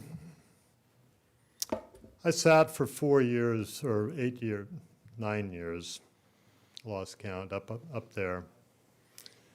And for those 9 years, I watched the Aronas come in every year. I enjoyed them. We developed, I felt, as speaking for the city, we developed a great relationship with this family, with their business. And it was one of trust. It was one of loyalty, and it worked both ways. We asked for certain things, and they performed. It was simple. They came up with ideas, brought them to us. We discussed them. We tweaked them. They tweaked them. But it worked. So, I know for a fact that the Aronas haven't changed. And I would hope that this council is similar to the councils that I sat on. And we can continue this relationship. It's a mutually beneficial relationship between the city and the trolley.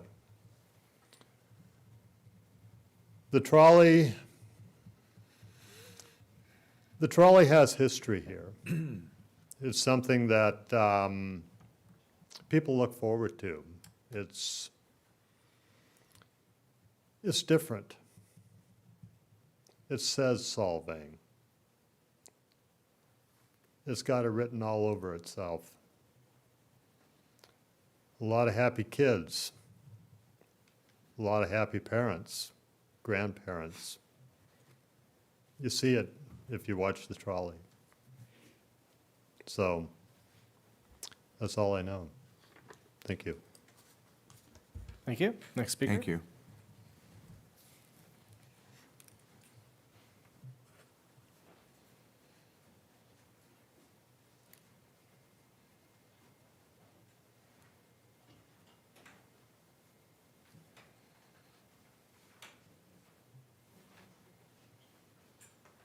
Hello, my name is Tammy Golden.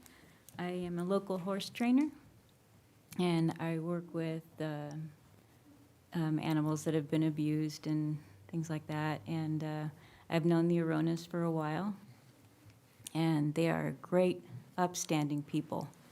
They have done so many things in Solvang to make it fun.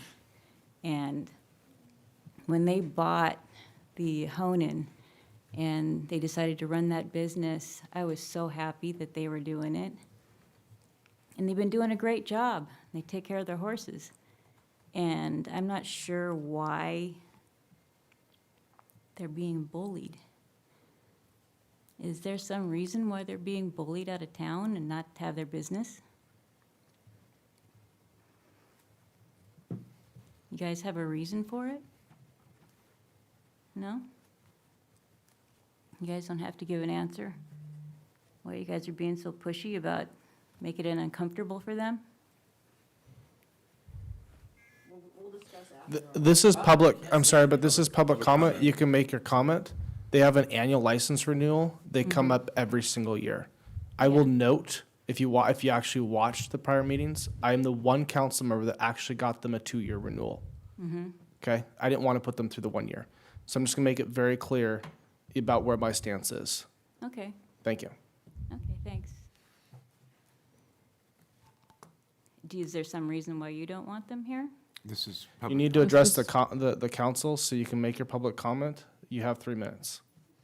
Okay, well, I love the Arona family.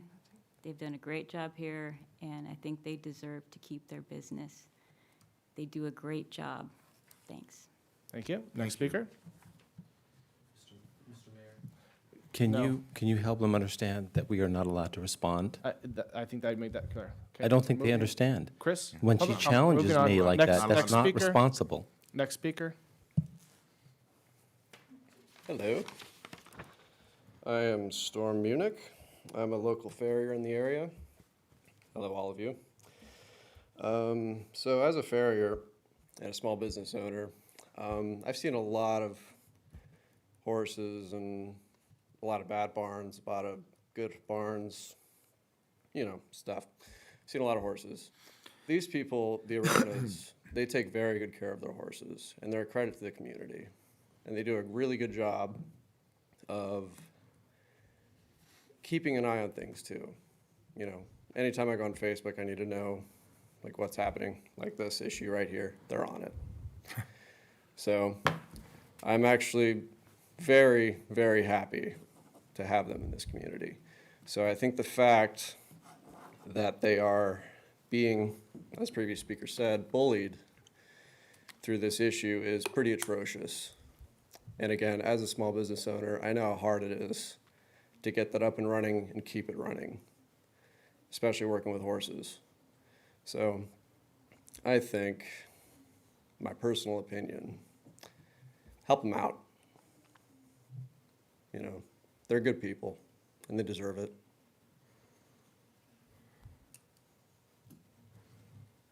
Thank you. Yeah. Next speaker.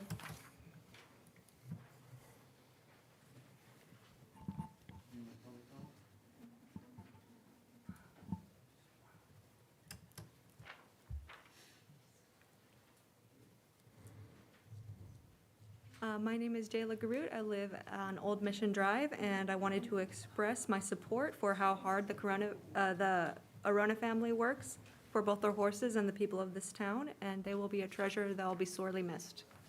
Thank you. Thank you. Next speaker.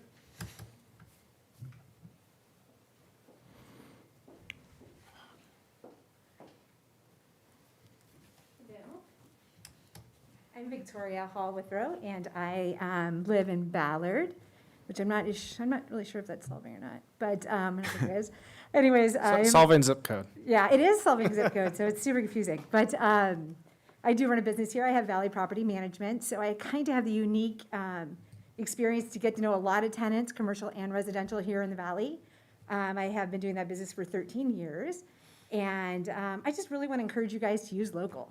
And just like tonight, we're talking about the trolley, and that they're a local family that hardworking and paying. I know their fees are being questioned now, or maybe being relooked at, which may be fair, may not. I have no idea. But I just want to encourage you guys, keep it local. We're hearing a lot about the company from out of town. I'm sure that there's other people that are local. If we want more than one trolley here, let's bring in some other local guys that want to do it also. But not, to have competition is not a bad thing. This family's awesome. I love what they're doing. I think that the community loves it. I think that tourists love it. But again, my main thing is saying, let's use local people. If we can, that'd be awesome. Thanks. Thank you. Next speaker.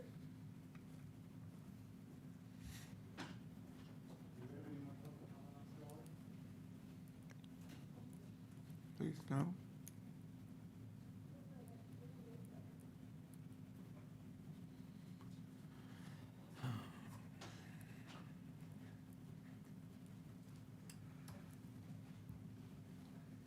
Good evening.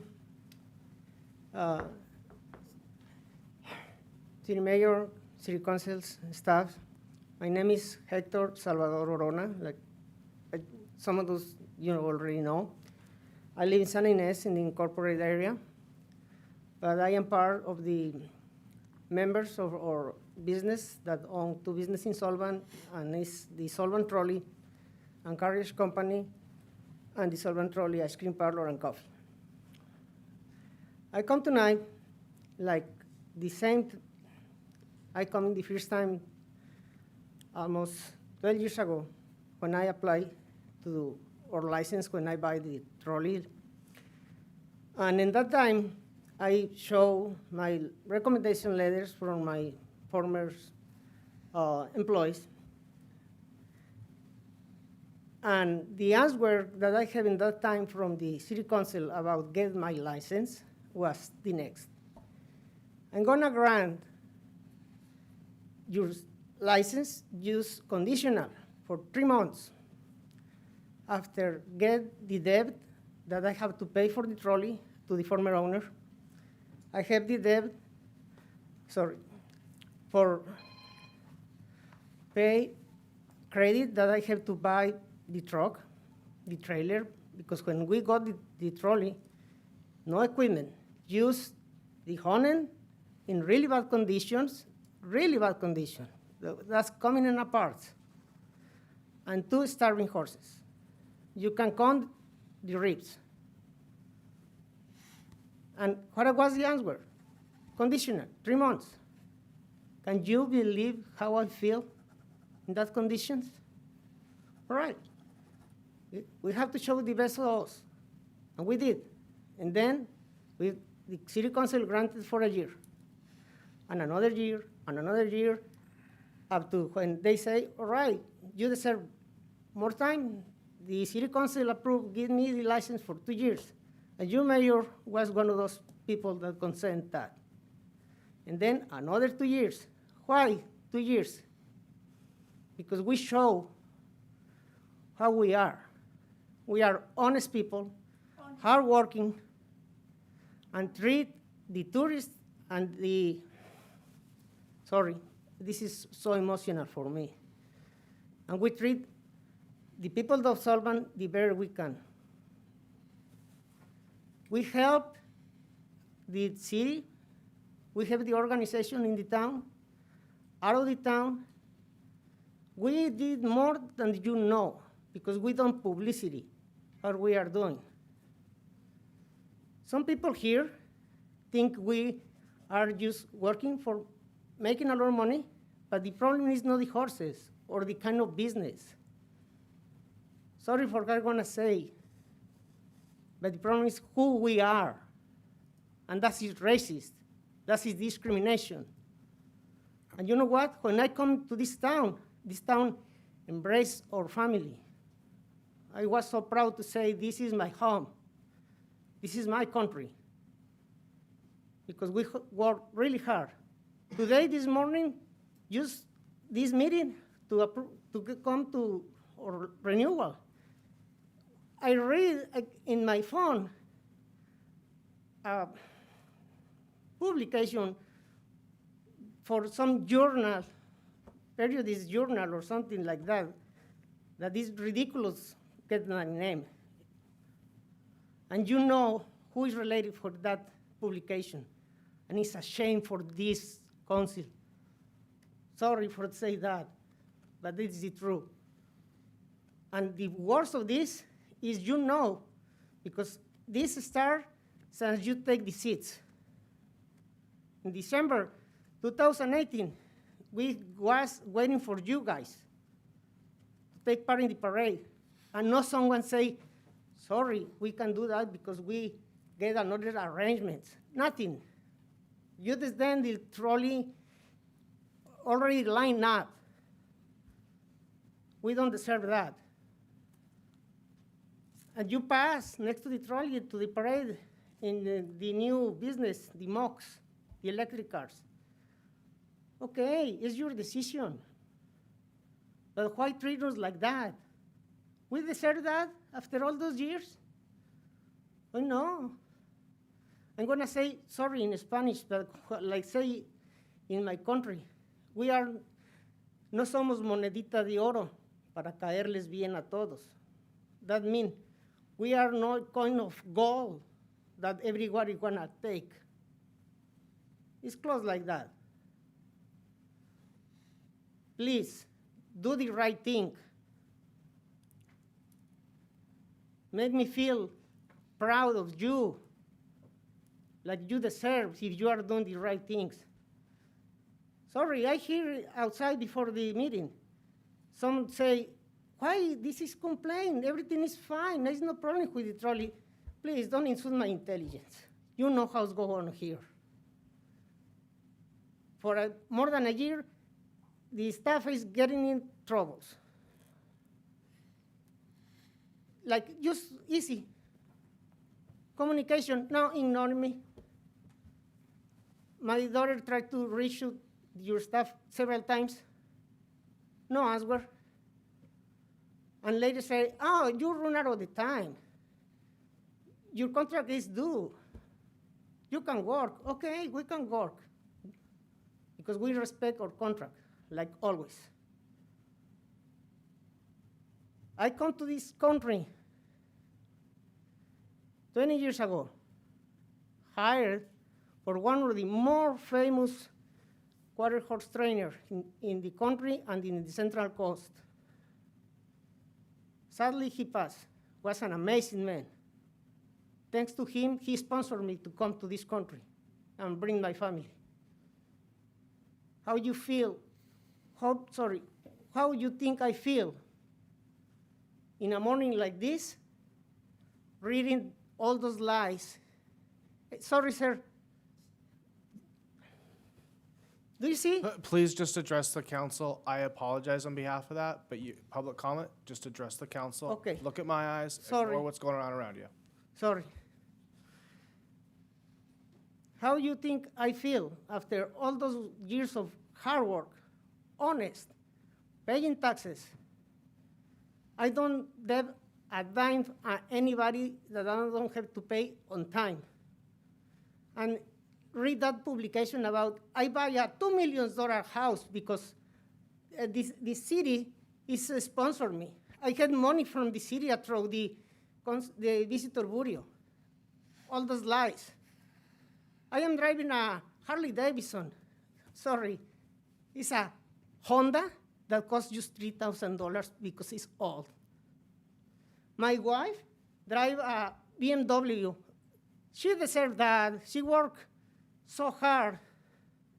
My sweetheart is the best woman in the world. You don't have idea how she worked, how hard. If she wasn't to my side, we can accomplish what we are doing. We don't deserve this. Please do the right thing. And if I know a lot of people is listening through the TV, do you want to know something about us? I told this probably a little more than a year. Some woman local come and say lies about us. Do you want to know something about us? Do you want to know the truth? Come and ask us whatever you want to know that is reasonable. I bring some stuff that I don't think I need to show you, but I bring that if it's necessary. Buy a $2 million house? Okay, I have my lease there. I am leasing a property for a wonderful family, local, that rented that property to us because the horses, not for us, because they love horses, and they love what we are doing. Please, I know it's probably not in your hands, but try to stop all those lies. I don't know who started all those and involve everybody in believing that.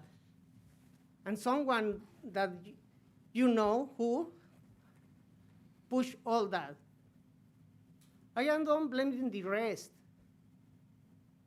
Believe me. Probably you are entrapped on that situation because you don't know the truth. And sadly, you are so busy because you have too many things to do, and don't take the time to ask what's going on, what is the truth. And you listen to rumors for somebody next to you and believe them. Somebody say, we take over the lot on the other side that is owned by the city with no permit. When I get the lease from the city, I never pay rent, and I have to show the copies of all the checks that pay month to month, or sometimes I pay in advance 3 months because the rent was so reasonable to help the horses. You have an idea how expensive those are? No idea. Not because some of those own horses, so different and special and costly. If you have one of those, like example how costly they are, okay, you go by to the feed store, corral panels. You know how those corral panels gonna stay 3 minutes. in a He's the place? applicant. Continue. Nothing, because draft horses are heavy and strong and destroy everything and cost a lot of money. And the people are jealous because we are successful and think we are making a lot of money. No, it's not money, it's the money of the horses. We administrate that money, but the horses work for that money. After they can work, we retire the horses, and the rest of the horses that work support the other ones. I don't want to take more of your valuable time. Please do the right thing. And next time, if you want to know something, we are always with the doors open for everybody that want to listen and hear the truth, not the lies that somebody want to spread to ruin the reputation that in an immigrant like us is really hard to build in a country when you come and you know someone. No matter if you have a degree in the college in another country, you come here and you are not someone. You are not somebody. My wife started helping me picking up rocks in an arena. That was her first job.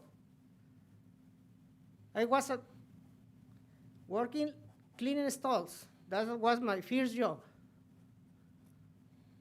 And I am a veterinarian technician in this country because I earned that certification for the American Association of Veterinarian Technician. I have some college in veterinary in my country, and I come here and wasn't start to the ground. After all those years, I am like this close to reach the American dream. Finally, I like this close. And when all this situation, I am the risk that don't reach it. Finally, I have a property that somebody say, probably I can give you a financial deal. You don't have to take a loan. Probably I can take the risk and you make me the payments to me. And with all those things, forget it, it's gone. Believe me, that happened, and it's true. I hope you get it and do the right thing, and think about it, all this situation, how it's damaged, or not only the image is the less, or reputation in business, or reputation like people that contribute to this beautiful city. But you know, I learned today one thing. The more valuable here in this town is the love that all those people come and support us today, show to us, plus another one that they can come or send emails or give sympathy for us in the street. That value more than the money. For me, that value more than have the business. Yeah, we need get the business, but that support, that love value more for us than nothing. I want to say in this, thank you to all the support that the people from Solvang give to us and the recognizing all that we are doing. Thank you very much, and I don't take more of your time. Thank you. Thank you. Is there any more public comment? say something. My name is Lorena, and I'm the Orona mom, you know. Just I want to say, you guys think we own the trolley. We don't. We just keep the trolley, you know, that beautiful tradition in town, but at some time, at some point, we're going to get old, maybe in 5 years, 6 years. And someone, we will very happy to let the trolley in Solvang, because the trolley belongs to Solvang. And just I want to say something. We are a very honest people. We don't have nothing to be ashamed. We don't need to lie to convince the people, to put people against us. This morning I was very, very upset. Also, I can go to work because I was shaking to see all those lies in the Solvang Journal. Just I want to say, this is not fair because we work very hard. If I have a BMW, it's because I bought, or my husband bought for me, with 35,000 miles already, used, no brand new. And we changed for another vehicle. I don't deserve to have a car? Somebody bother? That's not right. So, thank you so much. Okay. Do we have any other speakers on this item?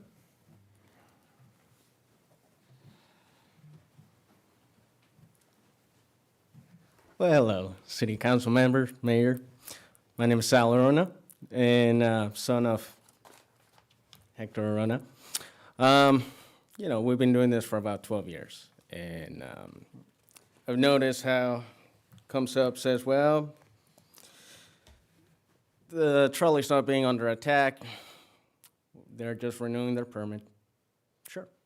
Problem here is that we've been doing this for 12 years, and for the very first time in those 12 years, we're encountering a lot of problems. We're having suddenly people chasing us, taking pictures.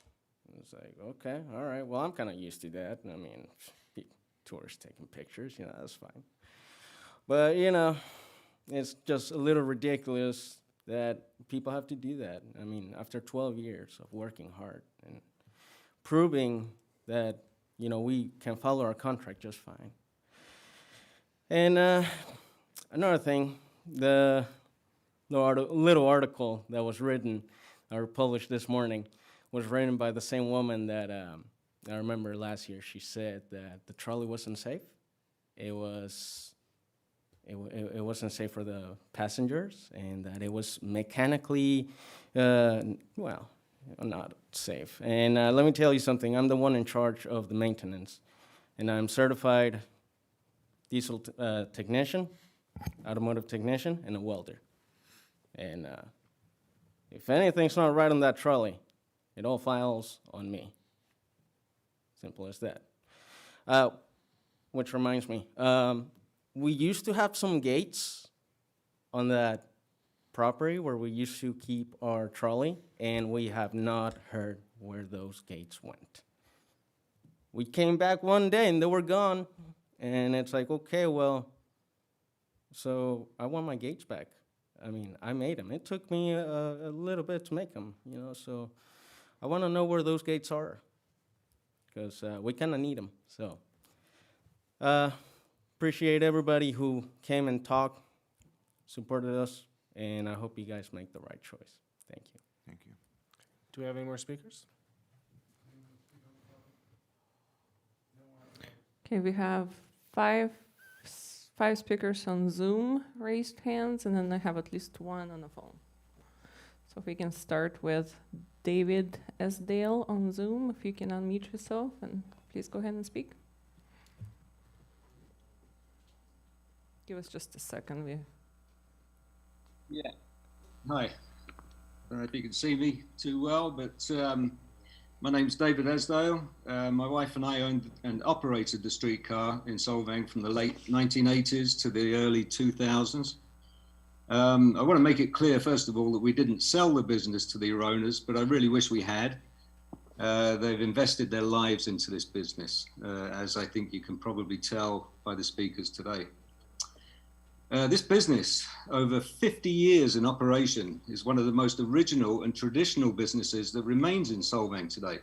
And for the City Council to question if this business is still viable in this day and age, I think is shameful, irresponsible, and frankly, very insulting to past owners like myself and my cousin, who I bought the business from.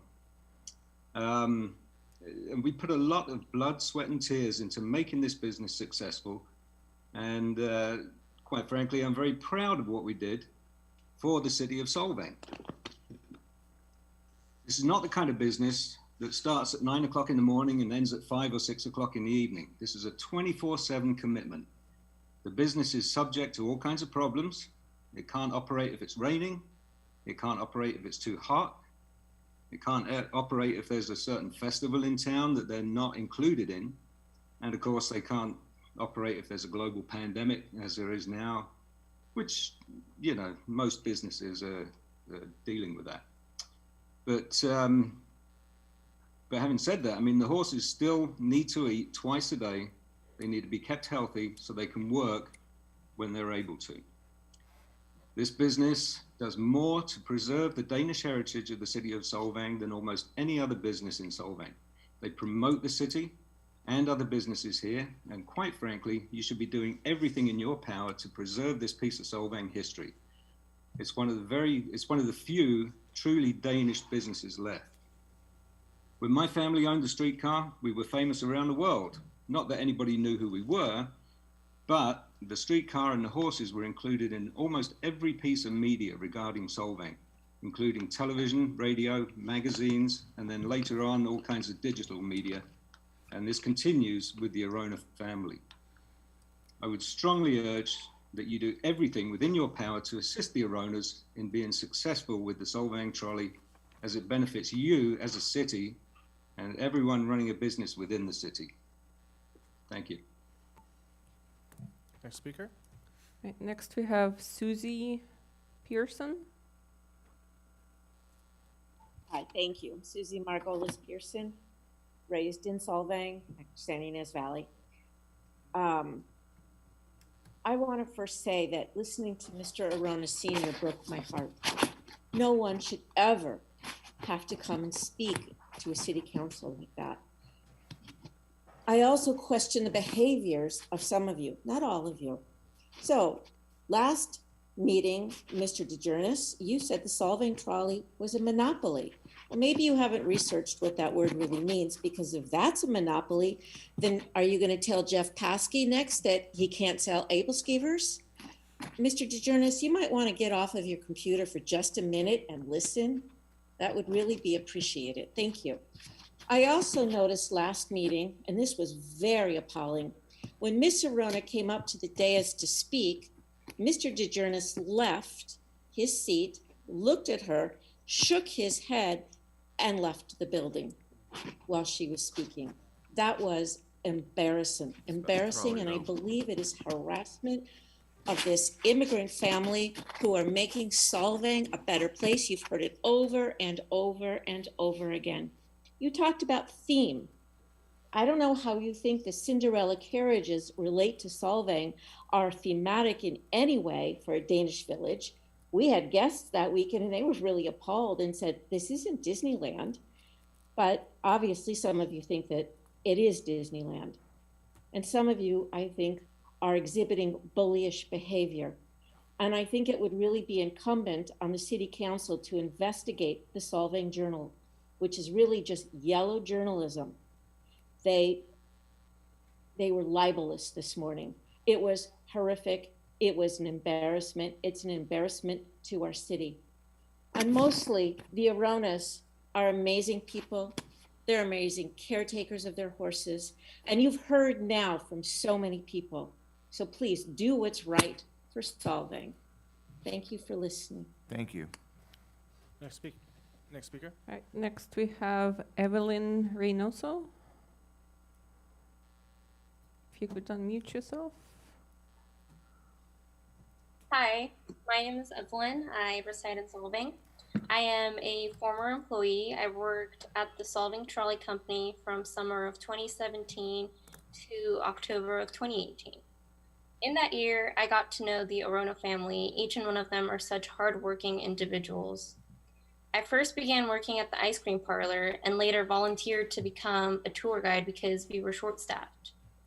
I'm a city girl, and I was never brought around horses, but working with the Belgian horses really gave me comfortability because of how sweet they are. I learned to feed them, change their diapers, and walk them. Many people are concerned about two horses pulling a big trolley, but I encourage you all to do some research on Belgian draft horses. And I'd be more than happy to submit a PowerPoint or some kind of informative essay and educate everyone or have people pick up some flyers. Although they're not just horses, but they are family members to the Aronas.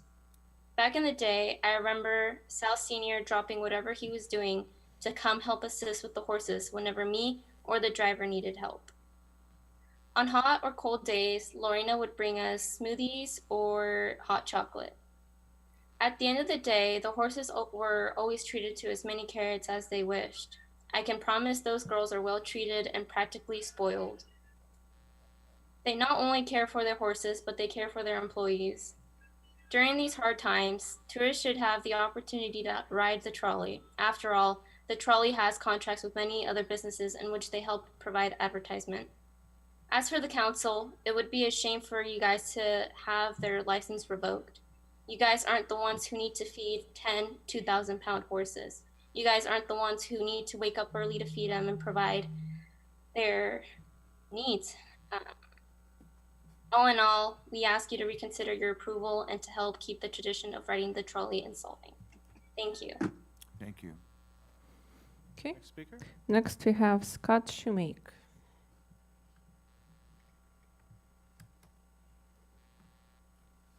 Hello, Scott Shoemake. I'm the president of IDK Events, the city's marketing and tourism coordinator for the next year. And I just wanted to provide a couple of data points on the discussion. So one is that, there's been a lot of discussion about tourists being interested in the trolley and it being a big driver of folks into town. And we have data that 100% supports that. We also have data that supports that there is a smaller demographic that's interested in seeing a different type of trolley. And what I'll say is that we worked with Clow in February on Valentine's Day, and we shared that with her, and she was very, very happy to receive that data. And we worked together to create a plan to do kind of a more intimate, romantic Valentine's evening carriage ride using one of the other more two-person carriages rather than the larger trolley.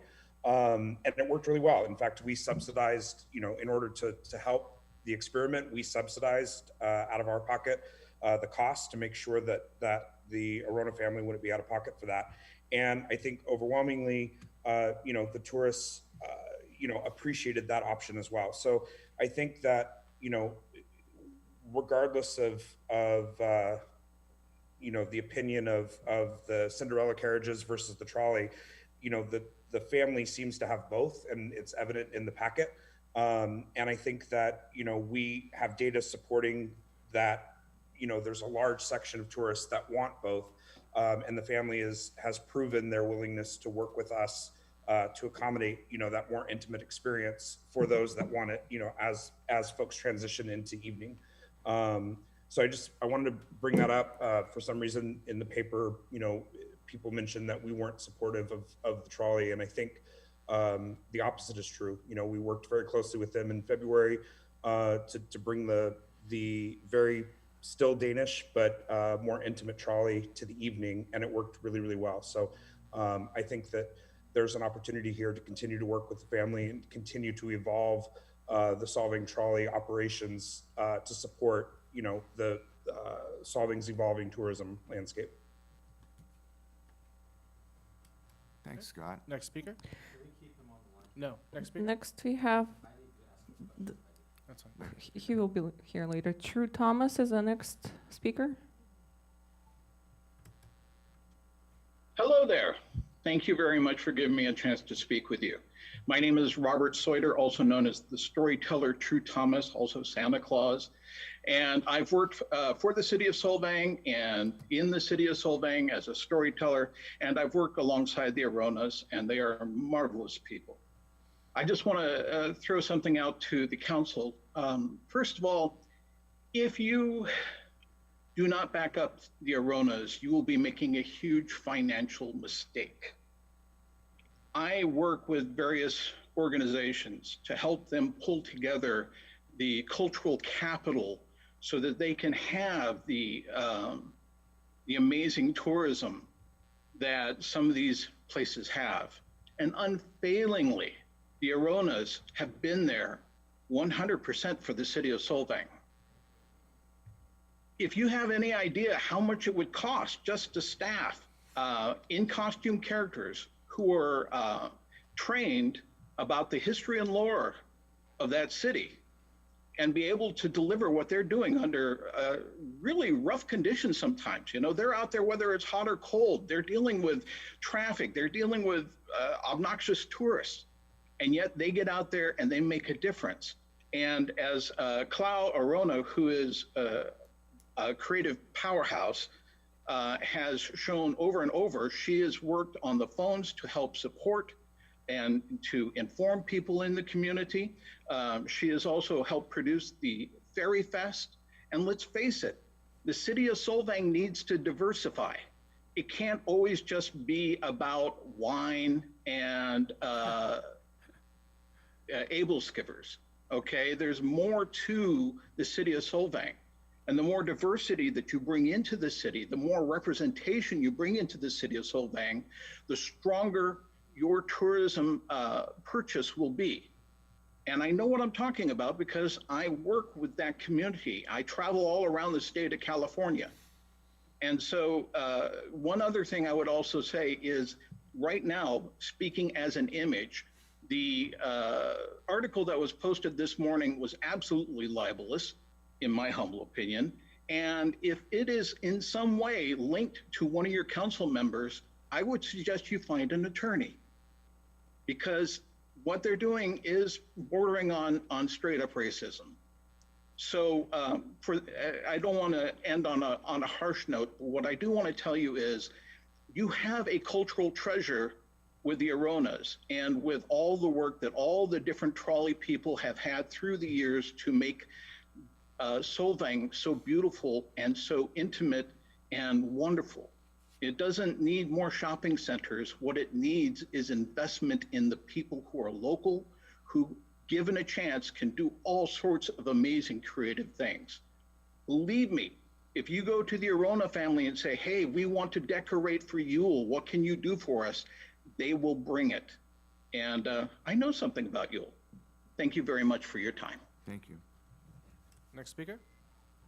Okay, next, we have Zach Foss Gonzalez. Hello, Council. I just wanted to affirm my support for the Arona, their historic trolley. Also, forcing the citizens to come out during a pandemic to come speak about this issue has its own problems. I believe there is an appearance of impropriety with the council in dealing with the Aronas. It was a single complaint, forced them to move. We had personally, or at least the city council, had boarded the horses for free. Also, we had paid $7,000 for the hotel rooms. And overall, this is just a bad faith look on the city and how we work with private business. And yeah, that's all I wanted to say. Thank you. Thank you. Next speaker. Next, we have Valerie Rapilato. Valerie? Hello. Can you hear me? Yes. Awesome. All right.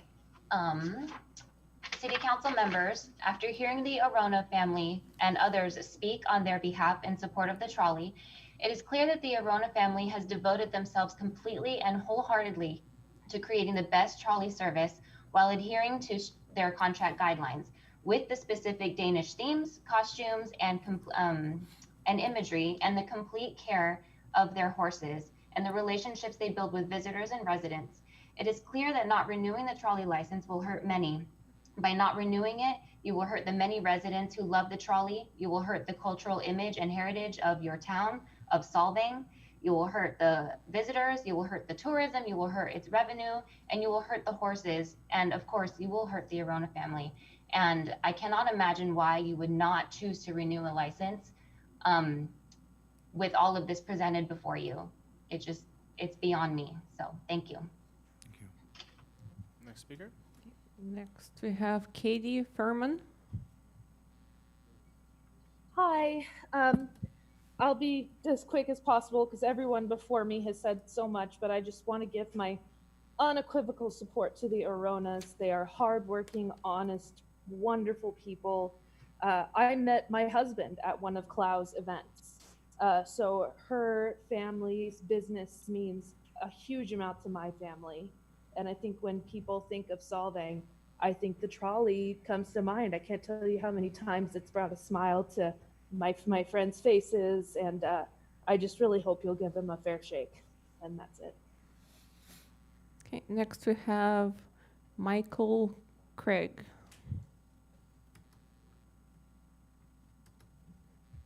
Michael Craig? Hi, yes, my name is Michael Craig. I doubt anyone is sincerely questioning the safety of the horses. It seems to be a fake issue created to undermine the Arona's credibility. The council seems more concerned with the lack of money the city receives from the trolley's operation. Councilman Dearness started this discussion with emphasis on the $75 processing fee required to apply for the license. Yet third-party vendors with so-called Cinderella carriages were not even required to apply for that license. I also understand the city attorney's budget has been a concern for a while now, and his time is being used to investigate this business. The city is encouraging competition while promoting an unfair advantage. If you want to encourage other businesses to move in, that's fine, do it. Stop abusing power by holding back local businesses with misguided intolerance. Thank you. Okay, do we have any more Zoom speakers or anybody on the phone via Zoom that wants to speak? If anybody on the phone on Zoom wants to speak, please just unmute yourself. All right. Hello. Okay, we have Robert Barbato. Yes, Father Bobby, the pastor of Mission San Ynez. And I just want to say briefly, echoing what we've heard tonight, I've known the Aronias since they became our neighbors when I used to be at San Lorenzo Seminary. I have always found them very honest, hardworking, good people. I really believe that they invest themselves in what they do and the good not only of their own business, but of the community. And also as somebody who's visited Solvang since I was a little kid, even before I joined the Friars and came here, I think that the trolley is such an iconic part of Solvang and a good promotion and also a good just part of our town. So I just want to support everything that's been said tonight and just pray that we can continue to have the trolley and support the Aronia family and our whole business community here. Thank you. Thank you, Father.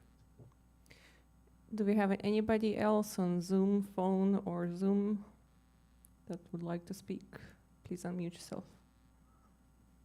Okay, I have one request to give them a call. This is from Ms. Dayet. It was part of the instructions that allowed for this, so I'm going to give her a call. Hello. Hi. Ms. Dayet, you're here with us on the phone for the public comment on item number 4. Yes. Please Are go. you ready now? Yes, you have 3 minutes. Oh, okay. So let me know when. Go ahead. We can hear okay. My name's Deborah Daya, and first I want to just say very briefly how disappointed I am with this council deciding to change the rules and no longer read letters aloud from residents. We are in the pandemic still, as you know.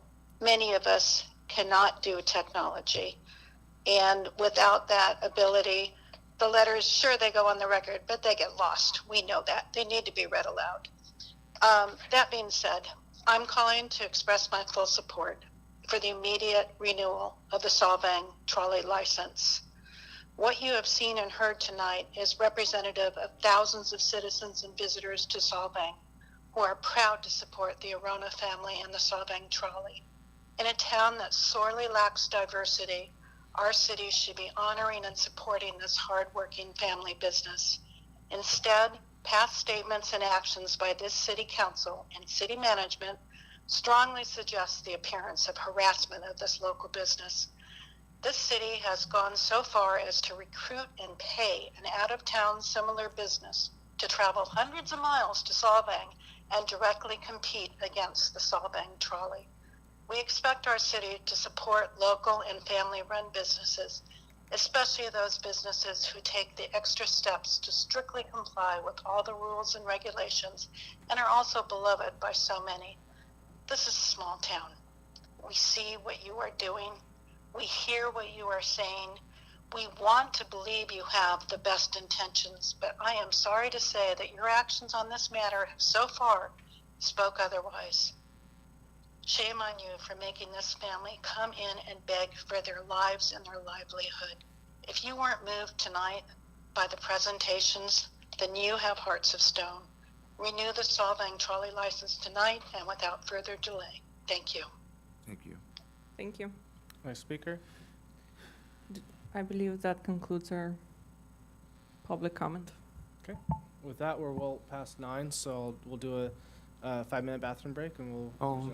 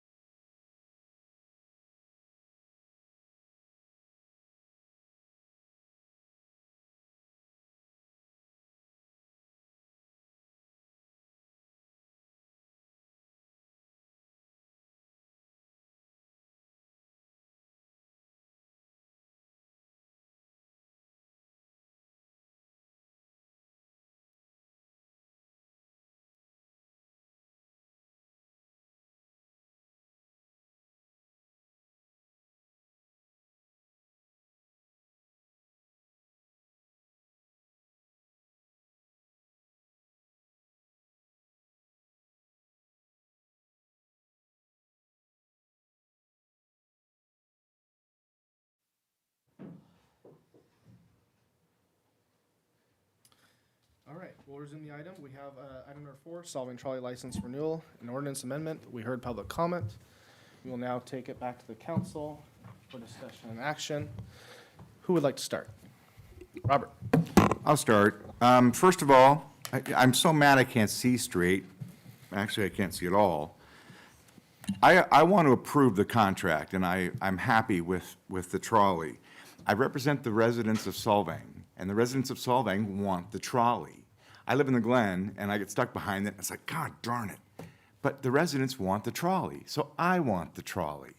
And it just freaking kills me that people come in here and they say, you council, shame on you, disappointed with council, the council, you guys, who are you people? This council's picking on a minority business. This council's bullying somebody out of town. This is not this council. These are 5 individuals that ran for office individually, got legally elected, and it wasn't a coup. There's 5 different opinions up here. I don't know what their opinions are. I know what mine is. I'm on record on text and email between not tearing down the Vets Hall, between approving the trolley, ask Jackie Wagstaff. The Vets Hall, ask Glenn Clark. He's a vet. I'm sick of this, that these people lump this council into one voice and one body. We're 5 people that have 5 different opinions, and I very much support the trolley, because it is a staple in this town, and visitors love it. And I really wish the Arona family would have stopped speaking after saying the good things they do, instead of criticizing this council. But I get it, and another thing, I lecture my school-age kids on social media. Please don't get your news from social media. And also, I take the Journal and the Star are about right here. They're both about as ethical, or not ethical, as sensational or whatever. They're both low, right? Don't get your news, folks, from social media and from the Solvang Journal and whatever. If you look at Facebook, we're killing tourism funding. We're canceling the trolley. We're canceling Danish Days. We're going to flood the city with Asian tourists during COVID. We're killing businesses' livelihood by not giving the SCV $1.3 million. Somebody spoke in front of us in front of this council that we are a white supremacist town. It just gets insulting, folks. And we're 5 people here, okay? I want this trolley. I like the trolley. The residents like the trolley. The visitors like the trolley. So I am in support of the trolley, but I'm tired of all the other garbage that goes on in this place. Karen? Okay, can everyone hear me through my mask, or? Oh, gosh. All right, so So for the record, the live stream. I was pointing to Daniel Johnson. well, I agree with actually Mr. Clark said about a quarter of what I would have, well, no, 4 times of what I would have said. I want to say I would like to approve the renewal of the contract with the trolley. If there's any way for us to do that immediately, I absolutely 100% will do that. I do want to keep this on a very positive note, and I do want to let the family know that as far as our Cinderella carriages, sometimes you just have to try new ideas to see if something's going to work. I don't believe that it was intentionally meant to compete, but I do understand because you're a business and it did compete that evening. We were just trying out new things to see what would work. I also want to just let them know that I wasn't aware of the fact that we were going to ride on the trolley in the Yule Fest parade. I did not know that. I didn't know that either, Karen. I was completely unaware of that. I was informed that we were riding in the Mokies. I had no clue. So for the record, I actually did look up trolley in my text messages, just so you're aware, since it's pertinent to what you're saying right now. I was the one that actually requested that this council ride on that trolley, because I actually do have a high appreciation for the trolley, and I just want to make sure people do understand that. I fought for you to have a 2-year renewal. I think personally it's ridiculous to have this show every year for a business. How can you invest in your business? How can you make strong decisions to move forward if you could be gone in just a few months? People were screaming last year about, oh, we want a shade structure, we want this. I made the argument. It's absolutely insane, and no bank would even loan to a business for a 1-year renewal to give them a shade structure. I'm sorry. I have never had intentions to get rid of this trolley. I've only tried to make the process easier for you. And to hear some of the stuff that I'm hearing today, I'm sorry, but quite frankly, I have never seen the vitriol of a single council member have so much impact on people's emotions that that's what we're dealing with right now. I don't think this council, I don't think the majority of this council ever had any intentions of getting rid of the trolley. I think this council appreciates the trolley. And I think that that is the majority of what this council thinks. I do not think that there is a single point in time where a single person should ever have so much power, and I cannot believe what's been said out there that has created what we're hearing today. And I think that's a tragedy. It's so broad brush. It is. Well, Anyway, I'm sorry, that's but I just wanted to let you know, I was the person that requested that. I didn't want to ride on the Mokes. I wanted to ride on the horse trolley. You can have my city phone anytime. And Anyone the can public have has my all of our devices phones for how many times? Anytime. And you can look at the text message history and see for yourself. That's what I asked for. Well, I just want to let you know that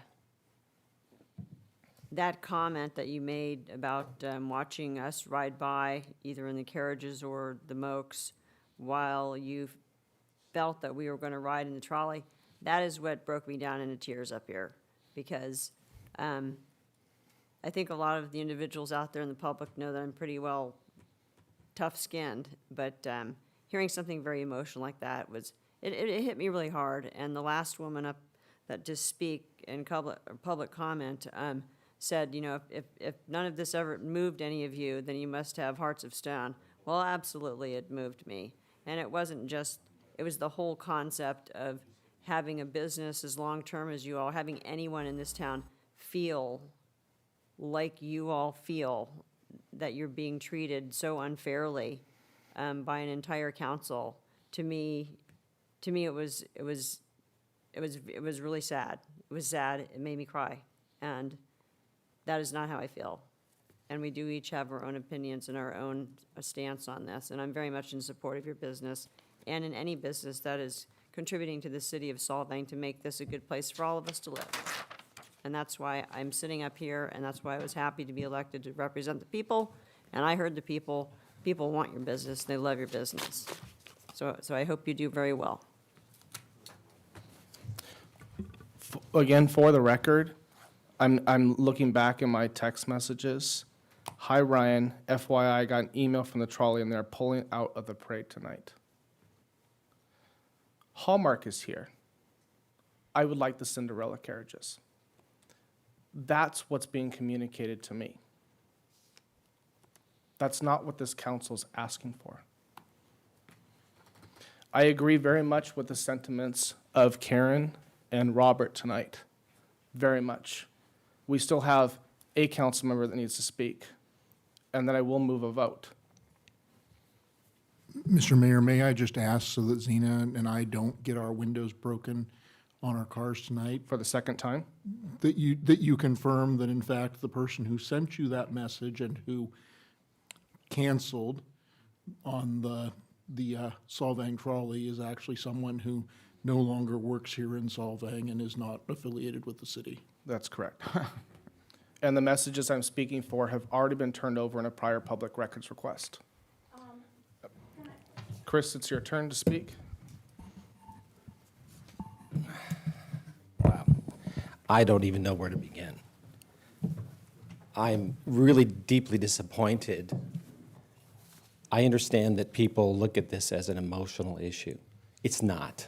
This is a business decision, and I will not pander to the mob, and I will not be bullied by the mob. And no, I did not do anything racist. I did not bully you. I don't even care what nationality you are. By the way, I'm Hispanic. I speak Spanish. I have a lot of Mexican friends, and that has nothing to do with your business. Having said that, this is not about some emotional feeling about the horses. Those horses are wonderful creatures, but that's not what this issue is about. This issue is about, is this business safe?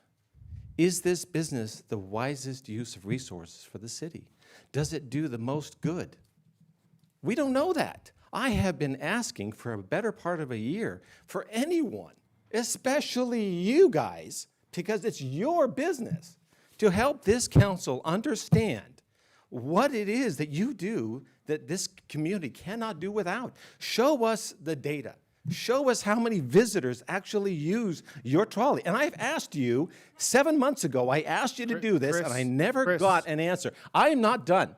That's fine. I am so disappointed I'm gonna with ask this you to- council that we can't stand for simple leadership in You're business. talking to the council, though, not the... I am talking to the council, that's right. Okay. Because I feel like there's more than enough room for more than one business. Why they should have a monopoly, or whatever they want to call it, a licensed franchise, I don't care. But they have a de facto monopoly. Do they pay anything to the city? No. No, I'm sorry. I've asked, I've tried to find out what is the contribution from fees, from parking in lieu of fees, encroachment fees that every other business has to pay for. How about sales tax? Did they pay any sales tax? I don't know. How about revenue share? Yeah, I don't know about that either. But I can say with 100% certainty, that's the way it's done in every other city. Every other city. How do I know that? Because I called around. I don't like monopolies as a principle. I'm an economist. I think monopolies have no place in our community unless they do something so unusual, so unique, that we can't do without them. But unfortunately, this particular business is not unique. So consequently, can we find a better way to write this ordinance? Yes, this ordinance is not written properly. I agree with the staff. They want to rewrite it to make it better. I think that we have to revisit their license. The fact that they pay $75 a year after how many decades of operation? We've been talking about upgrading our fees, or at least getting them into line with what we do. This is not about emotions. This is about pure business. What are they providing? What are they contributing to the city? I haven't heard one word in 2 hours of conversation, and I'm really disappointed with this community. I think that, look, I'm willing to communicate and talk and explain and educate with each and every one of them. I want them to understand what we see, what we're looking for as a council, what I'm looking for, because I can't speak for these people. But I can say that as a business, I don't know what they're contributing to this community in dollar terms. Emotionally, yes, apparently everybody's all excited and they feel warm and wet because, wow, they're so great, they got horses. I don't care about that. What I want to know is there a better way to serve this community? Because at the end of the day, I serve the residents of the community. I serve the businesses of the community. I don't serve a small minority, and I don't care about some of the individuals that have made statements to the contrary who essentially said that, oh, they represent the entire community. No, they don't. There's never been one survey by staff, by the council, by the newspapers, by anybody that has in any way, shape, or form said that they represent the majority of this community. I'd like to know. I really would. And I believe that this council has asked staff to create some kind of interactive communication system so that we could get to the bottom of these things and find out, where does the community stand on these things? Now, again, I have nothing against this family. It has nothing to do with me. I don't care what they do with their money. I just don't care. Well, what I do care about is this community, because we are not a charity. We can't just give somebody a free monopoly, and that's what they have. a de facto free monopoly. We found, for example, that the SCVB, the Solvang Council, or Solvang Conference and Visitors Bureau, was somehow contributing $34,000 over the last 5 years to this group, which is more, but that's what the SCVB reported. So if that's a lie, then you need to take it up with them. On the other hand, that's what they reported a year ago. We sat in this council chamber trying to get to the bottom of what the hell the SCVB was doing with the city's money. We couldn't, because they weren't honest. They lacked integrity. They lacked the character. They wouldn't even negotiate in good faith with us. So we got rid of them. We had no choice because they were a detriment to the community. They were using the city's resources. They were misappropriating the city's resources, and we proved that time and again. So at the end of the day, I want people to understand, I'm not with these people. I know that they want the trolley. God bless them, they can have the trolley. That's not what I care about. What I want to know is there a way, is there a better way to serve the community? Should we have more than one provider of these services? We haven't even asked that freaking question. Why? Are we afraid to ask questions? Is that called bullying because I dared, I had the audacity to question? No, that's called leadership. And that's what we do. We take the tough votes, we make the tough choices. In this case, somebody needs to explain to me why we don't have some form of competition. Maybe a request for proposal, an RFP that says, yeah, let's find out. Maybe we could have 2 or 3. Maybe we have some that operate during the year and others that operate only at the high festivals. But we haven't even asked that question. So how can we as a council just stand up and make a vote or choose to vote on something we don't even understand? I would ask my council members to delay this vote. Wait until the end of the month. Wait for another provider to come and speak to us. Hopefully there's more than one, but unfortunately the way that this thing works, we have to, agendicize it or put it on the agenda, and that takes time, and that's fine. So I'm suggesting we put this out to RFP, and that we have an honest discussion, because we are the stewards, we are the fiduciary stewards of the city's money. And if we're going to approve a monopoly, a de facto monopoly, you can call it whatever you want, but it's a de facto monopoly, then we have a duty to serve the council or the community and choose the best, make the best choice for the community. This is not about emotions.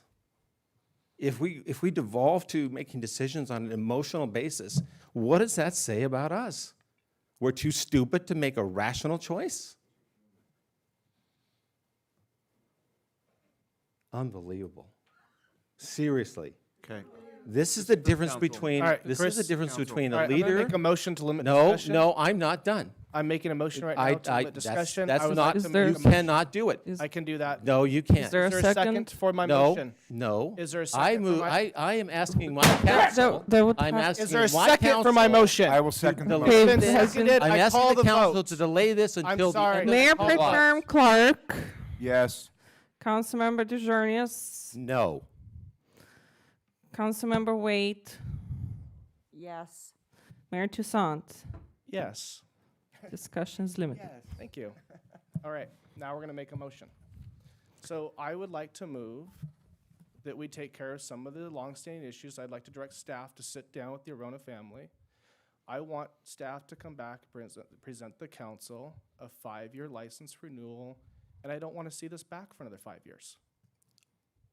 Is Is that there your a motion? second to my motion? And to renew the Mr. license. Mayor. And to renew the license, Unbelievable. sorry. I will make that statement, Please, yes. if you're going to take No. an action, the license has already expired, so if you want them to be able to operate currently, you do need to approve the current request, and then staff can return with amendments to the ordinance. So it doesn't need to be motion. He can just address staff. We've approved. I'm just going to accept Yeah, his I would prefer it direction. as a motion. I'm going so to they accept can the follow city up on it. attorney's direction to my motion. Is there a second? I'll second that. It's been seconded. Mayor Pro Tem Clark, Yes. Councilmember Waite, Yes. Councilmember DeJarnius, Absolutely not. Thank you for pandering to the mob, guys. and Mayor Toussaint. This is one strong gavel. Mayor Toussaint. A delayed yes. Okay, passes 3 against Stop, 1. stop, The license stop. is renewed. Thank you very much, everybody, for your time and your support. Thank you so much. I apologize on behalf of the city for having, but I hope that this moves on, and I appreciate it. Thank you. Please, Ryan, you worked that gavel perfectly. Please, do you want to know something? No. You know, we'll talk tomorrow. I'm going to continue with the meeting just to keep, you know, the order. All right? Got it. Appreciate it. Thank you. I'm sorry, I am moving. If it's not on a public record, yeah, we have to keep moving on. Thank you. Stop. Okay. All right. Now it's past 9:30, so I believe you need to take a I'll make the motion to motion to continue. continue the meeting.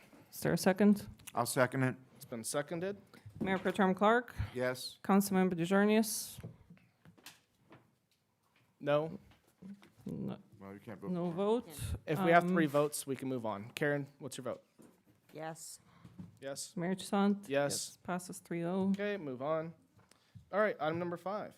Amend appropriation limit for fiscal year 2020, 2021. So this is a really procedural item. This is a legal requirement for each year. When you pass a new budget, you have to look at your appropriation limit that was created by the state of California back in ~79. You have a really short, brief report that states that our appropriation level is well below the limit by about half. So there's no issues with approving this, and we just need to approve your resolution that's then submitted to the county. So if there's a motion supporting approval of this resolution. Okay, we'll go to public comment, if that's the end of your staff report. Yes. Okay. Is there any public comment?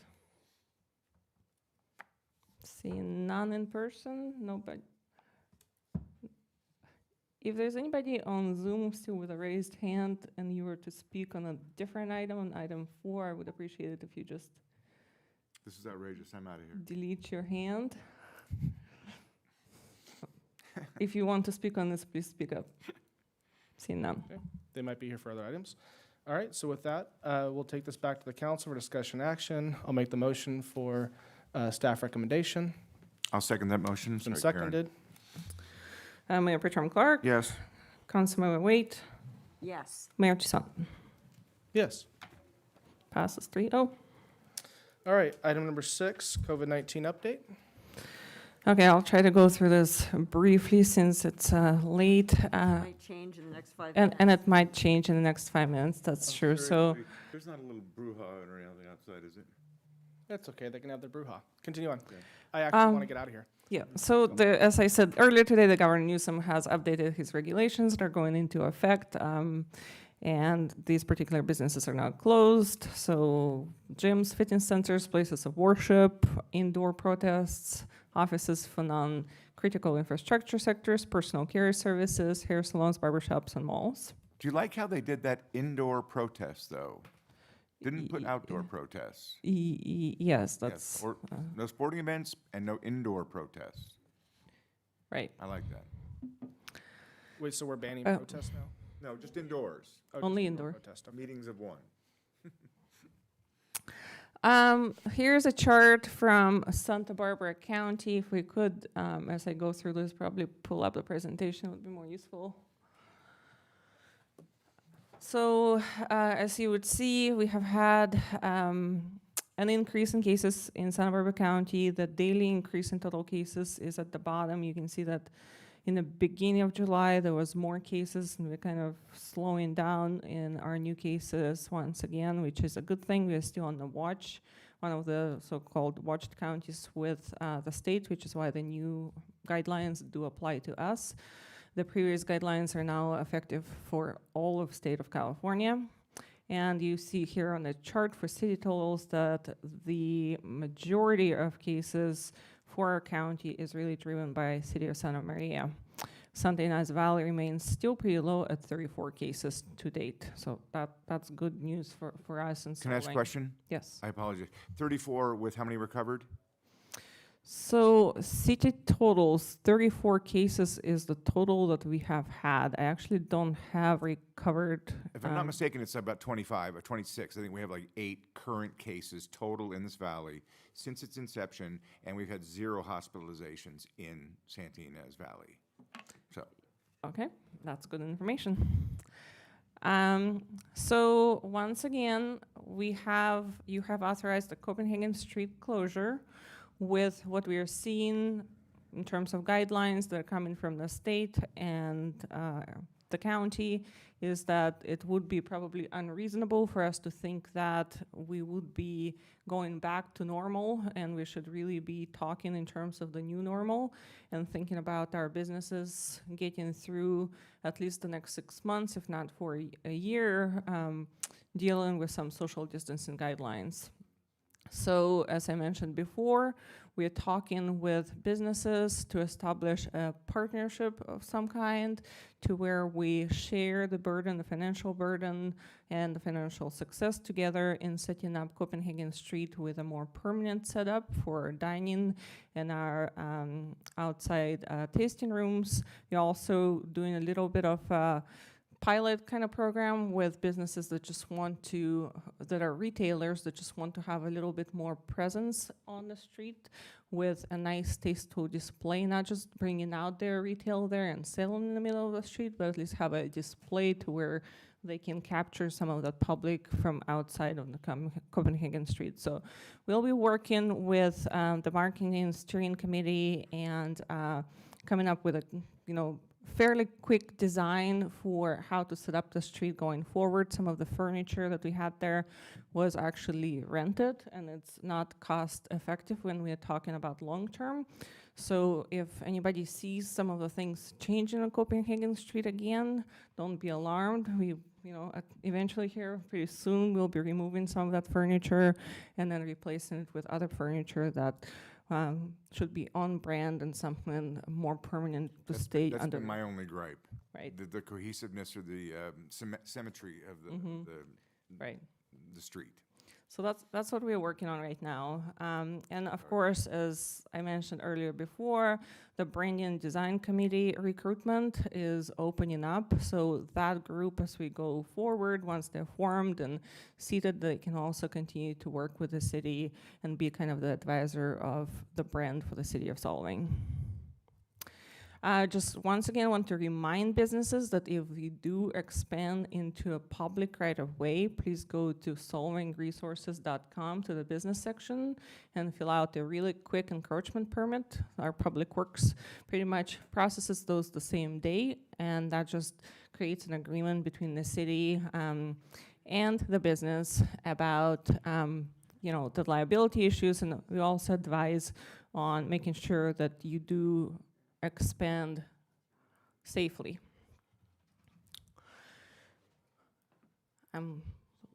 Okay, so microbusiness loan update. I want to let you know that out of the $250,000 that was issued in microbusiness loans when COVID-19 originally occurred, and we were getting reports from businesses that the payroll protection loan programs were not being reached by the smaller businesses. That was kind of a problem for overall businesses in town or frankly in the country.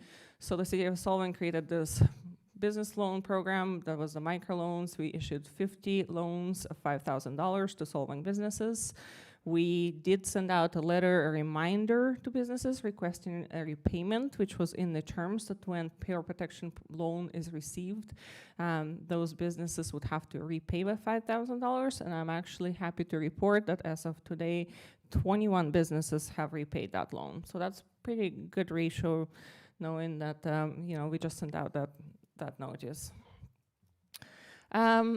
On TOT payment deferral, the council waived penalties and interest for non-payment through July 31st. I believe at this point, now that we are more stable and in the new normal and our hotels are actually still open, there is no restrictions on them. I would say that's probably the time for you to not continue this waiver of penalties and interest. It would be only through July 31st. There's actually only 3 accounts, 3 hotels that chose to not pay TOT or have not reported yet what their TOP payments would be, and also past due. So the recommendation is for council today to authorize the city manager to collect the past due TOT over a period of 3 months in equal payments each month, in order for those businesses to be still in good standing and not incur late penalties or interest. Now, on utility billing past due, once again, the recommendation is that you had extended the waiver of penalties and interest through July 31st. We also think that it's in the best interest not to continue that waiver at this point and for folks to start paying up before they really fall into arrears. I think, unfortunately, there was some confusion amongst people who thought that this waiver was actually free water and wastewater for those months and that they wouldn't have to repay. So at this point, we have 39 accounts that were in this program. It's about $42,000 for all of them.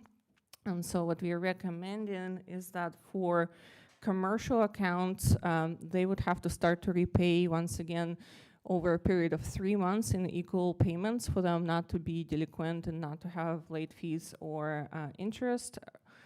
And then for residential accounts, we would recommend that we give them 6 months to repay, once again in equal payments over the 6 months of their outstanding past due amount. And that So I just want to, because one of the things I am concerned about is just, people are going through hardships. The hardship, unfortunately, is still not over. And now we're going to the, second wave of shutdown, and the way all the messaging is almost like, this is just the second wave. When's the third wave, and then when's the fourth wave?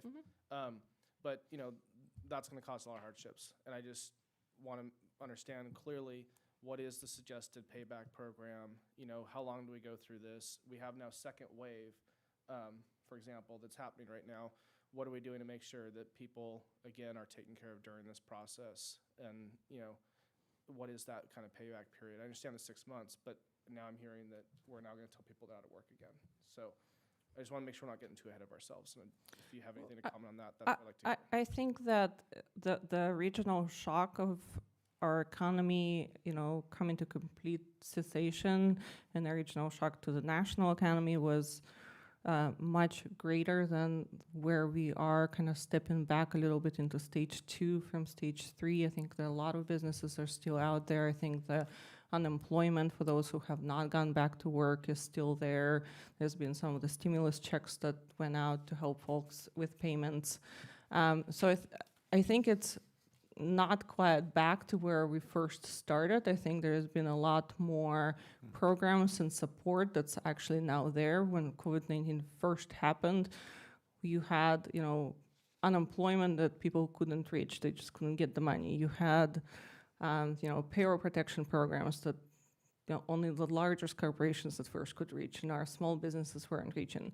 I think we are more stable now, and unless the city wants to just waive all fees and provide free water and wastewater, which is also very financially challenging, I think it's almost unfair of us to continue to provide with this waiver, which will likely just land people in collection down the line. So I think unless there is, larger shocks again, larger shutdowns, at this point I would just recommend that we ask people to start repaying.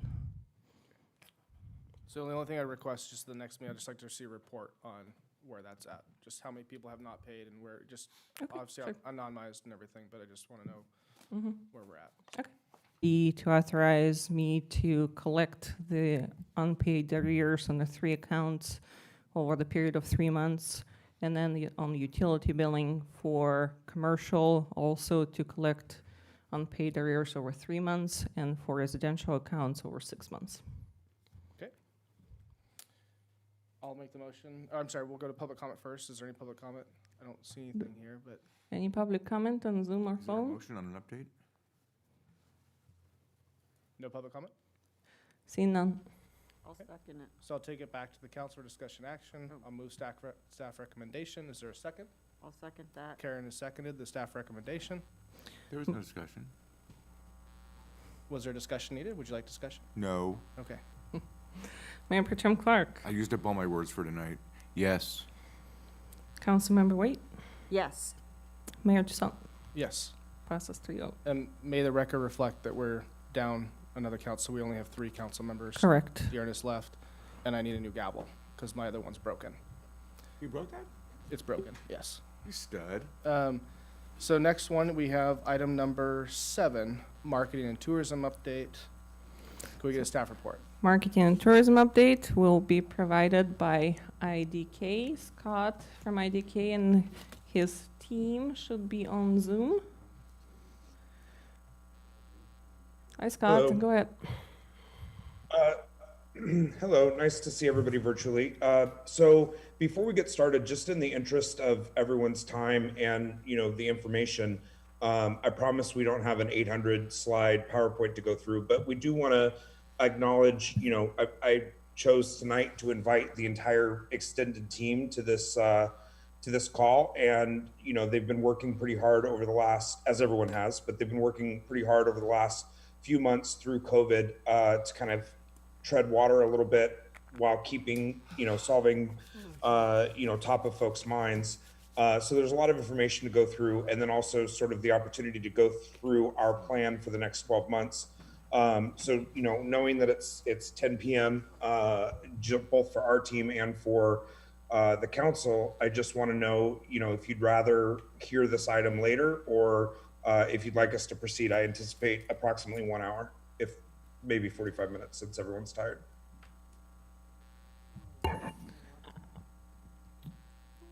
Can we get the high level?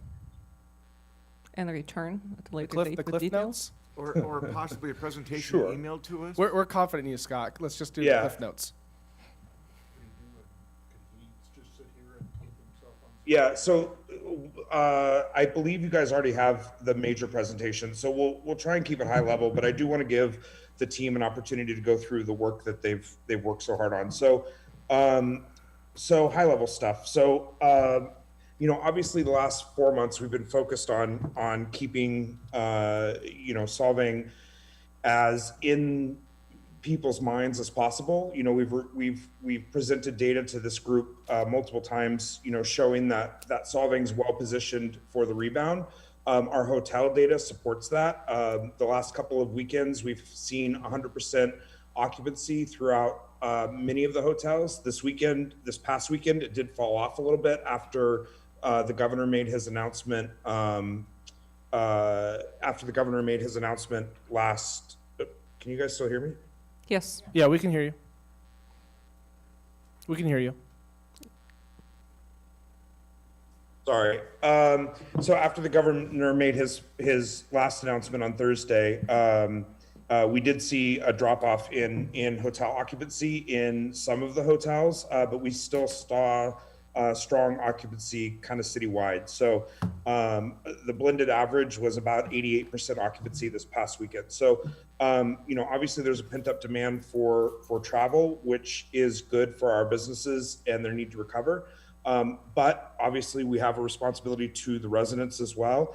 So to that end, we've worked very closely with Xena over the past couple of weeks in trying to enhance what we're doing. So you may have noticed around town the A-frames that have signage, reminding folks to wear a mask and socially distance.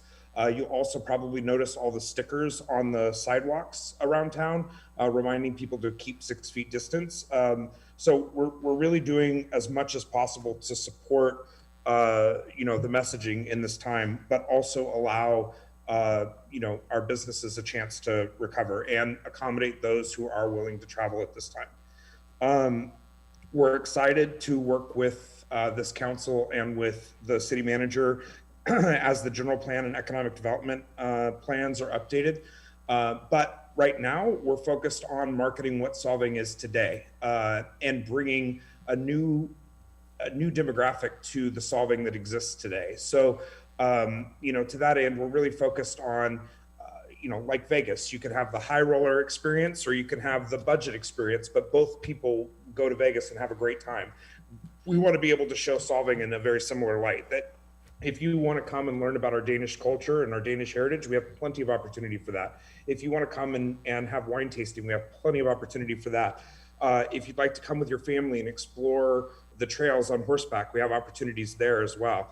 If you want to spend $85 a night on a hotel room, we have that. If you want to spend $400 and have a more luxury experience, we have that. So what we really are focused on now is taking the Solvang that already exists without a need to change it and really tailor our message to each of those demographics. And we'll hear more about that here in a couple of minutes from our digital and our digital and print media team that's on the call with us. So we're excited also to work with the BDC and make sure that, I agree with Robert's opinion. We were limited by what was available in the marketplace to rent.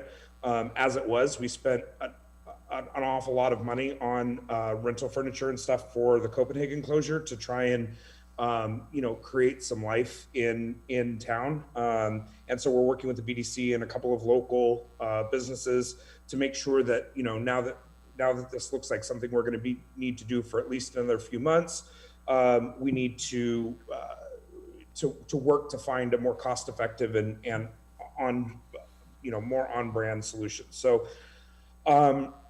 So moving forward, over the next 12 months, we have three, kind of key components or three key areas that we're working on. So one is digital and traditional marketing.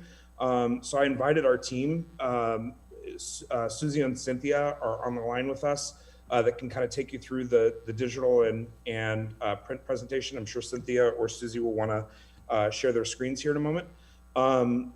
And then I've also asked Leanna to join us from our social media team, who can kind of take you through some of the social media successes in time of COVID. And then, of course, Anna on our PR team will round out with the next agenda item. She'll talk about the city PR and then talk a little bit about what we've done on the tourism side. So we'll start with the social media, because I think that's where we've focused the most in the last 4 months. So Leanna, if you want to unmute yourself and go through the high level of your work. And I apologize, I know it's late for everybody. I'm very, very sorry. Okay, great. So social media is important because it shows prospective travelers. It's a way that they can use the visuals to plan their trip via images and recommendations. I'm gonna go ahead and pull up some stats for you guys so you can see how things are existing. Can I share my screen? Jeremy, can you let her share? And this is really literally only 2 data points that we want to show you, but I think they're important data points for the past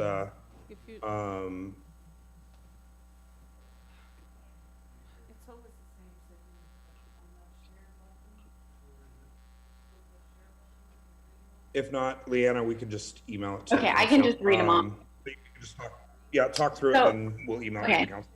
So just to talk you through it, the first key performance indicator that I'm going to give you is engagement rate. And the standard for the travel industry is about 1.64%, and the Solvang 30-day engagement rate is 4.54%, which means that the Solvang 30-day growth rate outperforms the industry average by 177%. And let's see here. Sorry, that was the engagement rate. The second key performance indicator that we have is the growth rate. The standard industry travel average is 0.07%, and Solvang within the last 30 days is 11.6%, which puts you at over 1,600% outperforming the industry average. And then the next key performance indicator that we have is the effectiveness rate, which basically gives you insight into the brand's content resonating with the audience. The standard percentage is 7.12% for the travel industry, and Solvang is 8.74%.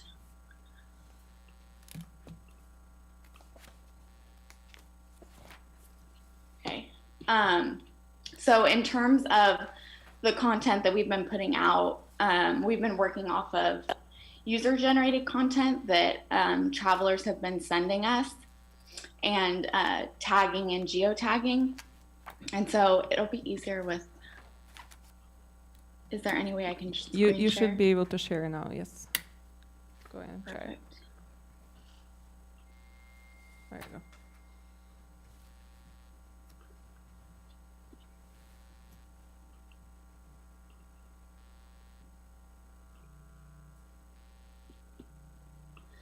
go. Okay, and you can see here,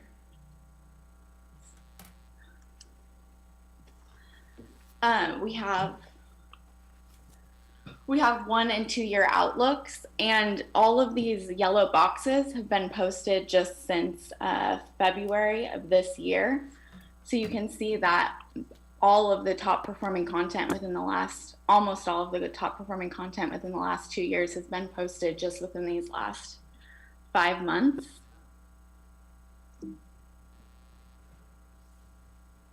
Let me see if I can get to another one. And then here's some stats of the top 5 most engaging Instagram posts in 2020. You can see that the top one had 812 likes, 26 comments, 80 people sent it to each other, and it got 37 saves. And the second is 808 likes, 18 comments, 86 people sent it to each other, and it got 15 saves. So these are great stats. And then here is a 3-month trend watch for growth mapping on Instagram. So you can see over the last 90 days, there's been a 23.9% growth rate, which is, again, I'll give you some visuals on growth rate versus the travel industry average being 0.07 and Solvang being 11.6. Okay. Are there any questions on social media? I can also. Yeah, we'll let the other team go, and then we'll take all of the questions at one time. But the net here, top level, is that our social team has been absolutely crushing it, and we're over 10,000 followers, which is a pretty big milestone in Instagram land, and it unlocks some other features that we can now use, including getting the little blue check mark proving that we're like legit. So Leanna and Jamie, who are leading that side of the project for us, are doing a fantastic job. So thank you, Leanna. Moving on to either Cynthia or Susie, they will take you through hi Cynthia. They will take you through, hi Susie. They will take you through kind of our 12-month plan of where we're going from here and talking about how we kind of establish the baseline. I know when we first started talking to you guys, data was critical. And I know because it's 10 o'clock at night and everyone's tired, we won't go super deep in the data.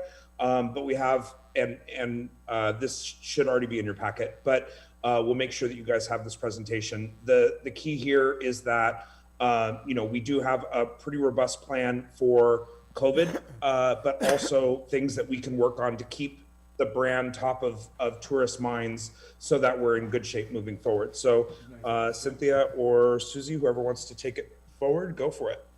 Can you see my screen? Yes, ma'am. Okay, cool. I think Cynthia, here we go. Cynthia's muted. Oh, she muted. Now I am There she unmuted. is. Okay, Susie, will you page down to the first oversight? So we're going to take this pretty quickly, but I want, if anybody has questions, of course, break in and ask those things, or, think about them overnight when you've got a little bit of rest and we can revisit them at a later time. So tonight we're here to talk about, Susie, if you want my paging down here. Can you page down for me, Susie? What? Can you page down for me? Yep. Have that?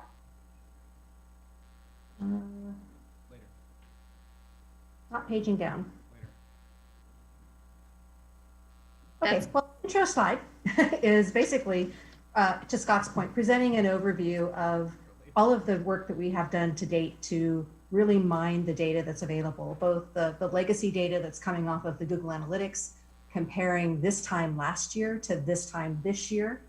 We know that things are markedly different when it comes to the audiences that are interested in visiting Solvang, as well as the messaging that needs to be put out because of COVID. And we want to give you some very strong data analytics behind what is driving the plan that we've put together based on timing and how we're going to launch and keep our audience engaged during this time, and then out into the future as things begin to evolve and the market begins to open up more. So Susie's going to take you through a lot of that legacy data and give you the key takeaways from that, and then I'll come back and sort of talk about the overall marketing plan and some of the ways going forward that we're going to be really drilling down into results and keeping people tethered to our brand as moving forward. So I'll roll through this pretty quickly as well. It's very, you can see kind of at a quick snapshot what you're looking at. We compared year over year data. This first slide is website traffic. So overall, there has been a decrease of traffic due to COVID's effect on travel and search in the past couple months.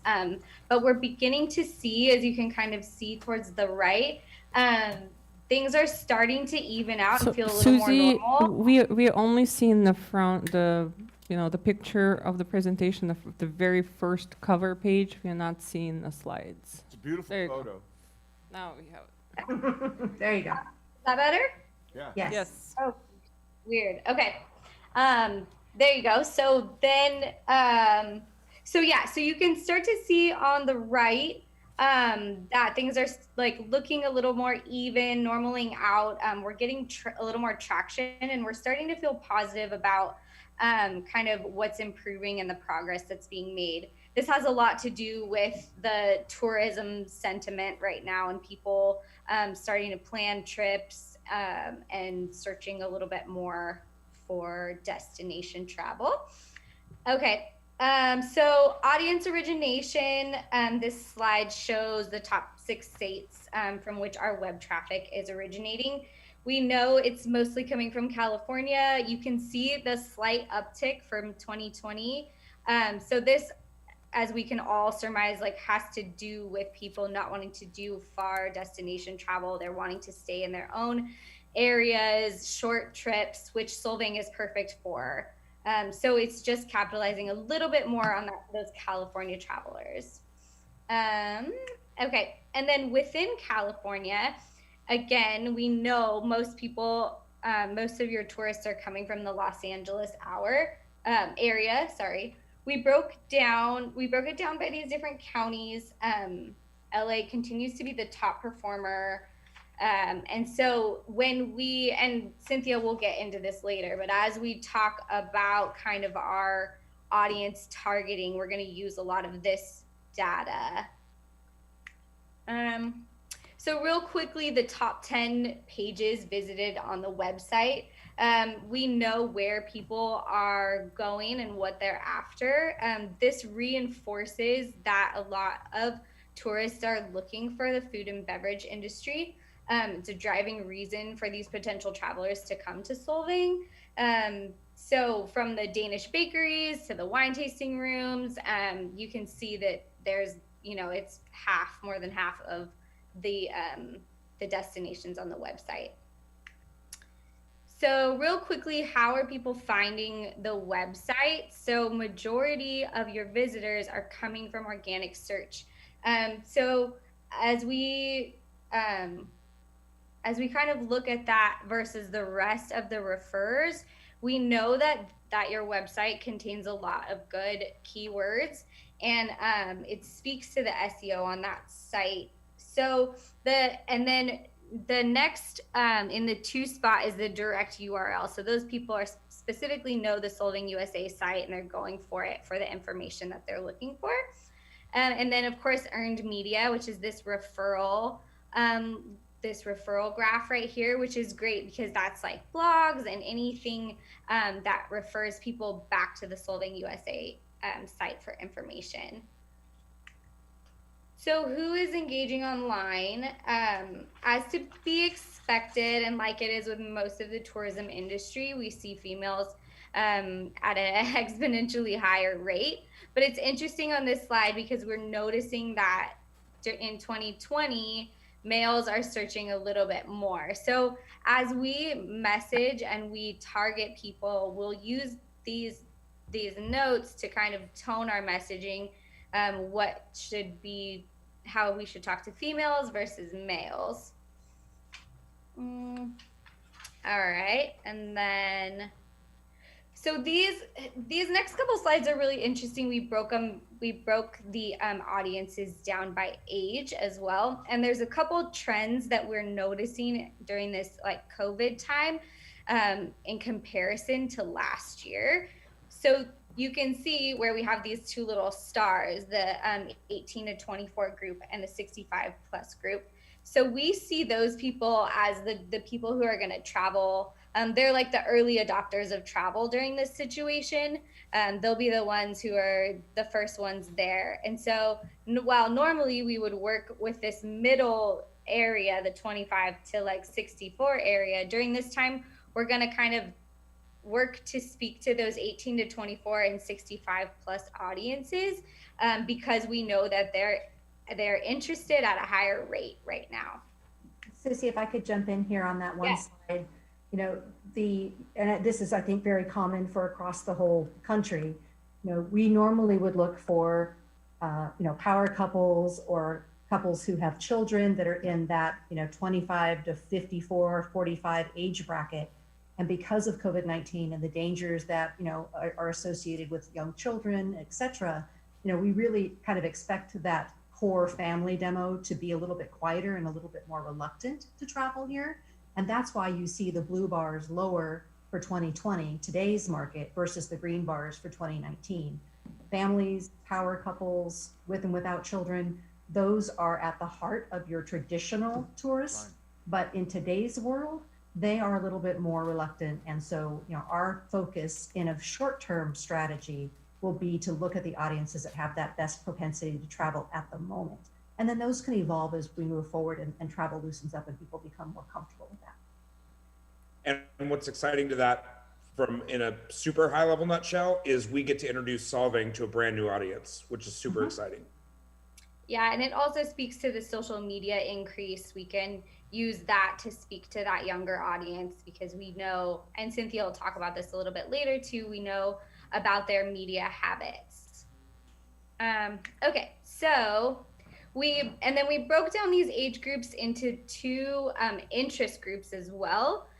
So we broke it down into travel buffs, and then the next slide is food and beverage interest, but we still continue to kind of see this same trend.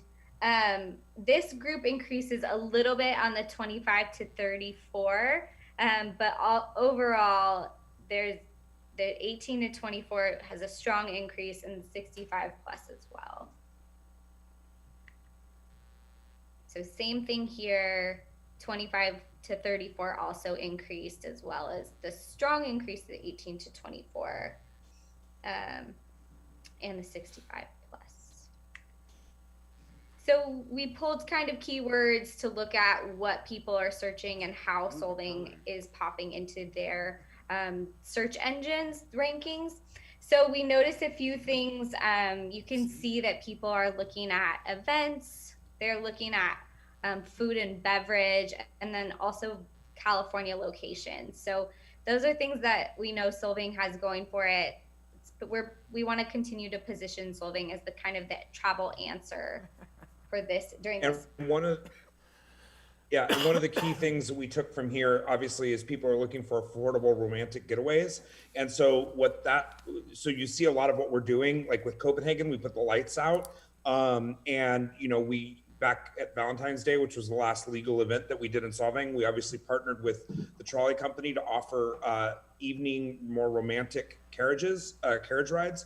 We're really focusing on that romance aspect more and more. So as you see that, this is the data that's backing up why we're doing that. So anyway, sorry, I didn't mean to interrupt, Susie. No, you're totally right. And the events, I mean, We're not sure what the future holds with events right now, but we know that people are coming to Solvang looking for events and things to do, activities. Okay, on to you. All right. So I'm going to get through this as quickly as I can. So it is a dramatically different world today than it was in the same period of time, January through July of 2019. And the whole purpose of evaluating this data is to give us insights into the type of travelers that are interested in Solvang today, both day trippers as well as people that are looking for long weekends or long vacation stays. And it really is, a necessary thing to look at the target today versus who we've targeted in the past, because we do want to look at, when times return to normal, going back to our existing audience. But for now, we're seeking the most efficient and effective method to identify who these travelers are. And to Scott's point, introduce a whole new category of traveler to Solvang and what it has to offer, as well as still inviting people to experience Solvang in ways that might be a little bit different than they have in the past, but definitely not turning our back on those folks at either. So these audiences, as our data has described, has really shifted to younger travelers who have less resistance to exploring, uncharted territory during this COVID crisis. And then also looking at older, more affluent audiences, who are already showing an affinity for Solvang. And we can introduce so many different topics of interest to, as Scott was saying, romanticism or wine or beer or culture, or just relaxation. I mean, Solvang has something literally for everyone, which makes targeting sometimes a little bit difficult. But with this data behind us, we're really able to make these intelligent decisions when it comes to speaking to these audiences that we know right now are looking at Solvang as a potential destination. So this is really important during a post-COVID environment, because compared to last year, our numbers told us very different things about our audiences. And so these are what we would call the low-hanging fruit. So we know that when we're going to be reaching out to them and where they live, and we know that with additional research, we can drive data that really talks about these audiences and talks to them in a very specific way. So we use Nielsen Scarborough data to sort of match the demographics of our audience, their age, ethnicity, as well as household incomes and other data points. We match that with Scarborough data that tells us where they're actually consuming media. So now we know who they are, where they're coming from, and how to reach them using different media channels. So in LA, I'm just going to take a real top line on this. It's no surprise that LA consumers, which again is one of our key media areas, they are online a lot. They are spending a lot of time on social media platforms. They're spending over 2.5 hours online with apps that keep them informed and connected. So digital is obviously going to play a very key role in reaching these potential visitors, with digital ads that include things like pre-roll on some of the video streaming channels, display ads on some of the travel areas and weather, and Instagram and Facebook, all of the social channels as well. And then as we look to expand our audience, when we start looking at some of the Bay Area consumer media habits, and that would be San Francisco and San Jose, which was a good chunk of our additional outside the general audience travel area. We see that San Francisco spends almost double the social media time compared to LA. So again, as digital expands, we really want to look at paid digital ads on social media, along with all of the tactics that we would use to appeal to the LA audience, being on LinkedIn, Facebook, YouTube, Google, Twitter, CNN. All of those potential channels are a way that we can target and reach out to folks. And then, of course, what we don't have in here is the Central Coast market, because traditionally our day tripper market has similar online habits, but we would want to look at how we appeal to those too with completely different messaging. So all of this information really helps us focus on today's Solvang and how we can drive visitation in a really intelligent, data-based way. We are using this legacy data from several different sources that Susie reviewed, and looking at current data trends for COVID-19 time, knowing that we have to sort of evolve our outreach messages and our tactics in order to really meet these changes in who is visiting Solvang and who is comfortable traveling at this time. So now we've moved forward on developing some really clear concepts based on this intelligent, data-driven analysis, if you will, of who we're going to be targeting.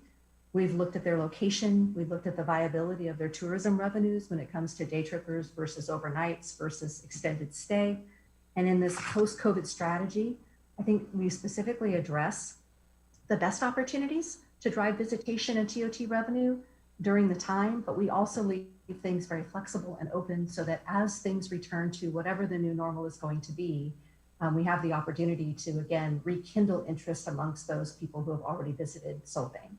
And of course, during this whole time and even prior to tonight, we've been continuing to stay in touch with people through, the added value, the, PR that Anna's doing, and then of course through social media. So we're not forsaking those audiences.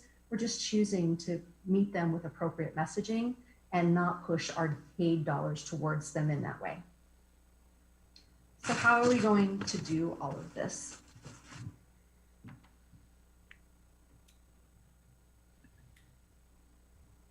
So our preliminary marketing tactics are, paid marketing is going to naturally focus on digital media. I think when you saw those really quick Nielsen Scarborough slides, it became obvious that digital is going to be the best way to really narrow our focus onto audiences that we know have the propensity to travel, and in looking at different messages for those different groups.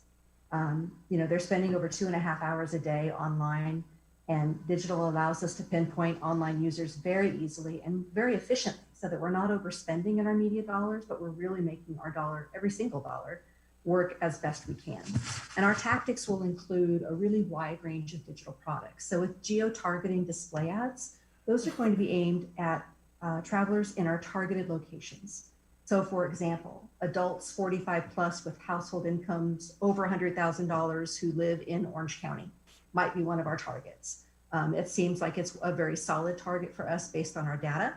And they're looking at travel sites, they're looking at hotel booking sites, they are looking, searching for things that, short-term travel or overnight travel, romantic getaways, all of those keywords that we pulled up a moment ago. And what we're able to do is target them with our messaging so that we're not using a shotgun approach across the entire Orange County.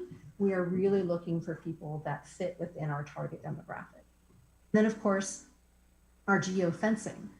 This is a strategy that allows us to actually almost draw a circle around certain competing cities and serve people ads on their mobile devices during times. So for example, we might want to look at Hearst Castle visitors or Santa Barbara visitors, and we're able to draw them into our area, serve them ads while they're at Hearst Castle or they're in Santa Barbara, maybe at the Mission.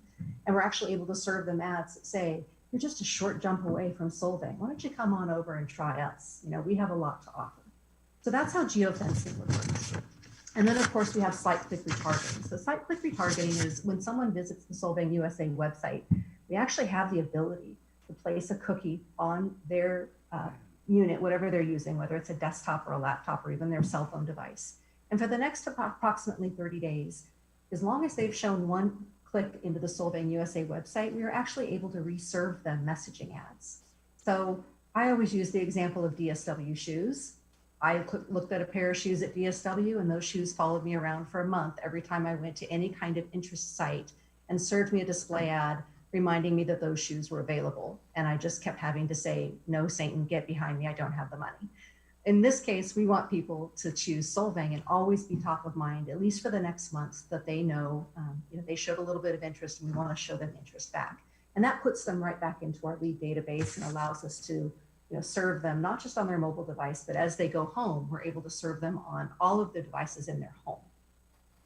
And then through Facebook channels, we're able to target lookalike audiences. So we know that we have a great following that is continuously growing through Facebook and our other social media platforms. We're actually able to go into Facebook and target people that are like-minded. So they're people in our demographic area or a geographic area and our demographic, and they are similar to the people that are already following us. Facebook has algorithms that allow us to do that. And we would start looking in the target areas, in our target audiences, and serving ads to people with similar interests to those people who are already following us. And then of course through YouTube, as we have videos and things that really showcase Solvang and what the lifestyle is all about in the visitation areas, we, as people subscribe to our channel or view our videos, we're actually able to gather their contact data as well. And so what all of this does is allow us to pool all of these data points into a very strong database. This is like gold. These are the people that, have reached out to us through our outreach efforts, have connected with us, and we want to make sure that every single lead, does not go unturned, that we are constantly tethering these folks to us in a variety of ways, giving them rich content to keep them informed and educated, and appealing to them through different messages to come and visit Solvang. And the creative message, of course, is going to be timely based on current conditions. I mean, we've talked about several in the past, about several different messages that we want to put out as we sort of, reopen. We are, opening, we are wide open, and based on all of the different, community conditions, we want to make sure that there is a delicate balance there, but that we can speak these messages to folks. And all of this is really important because, this rich data really allows us to continuously refine our outbound marketing efforts. So all of this is going to be something that we can monitor and that we can measure.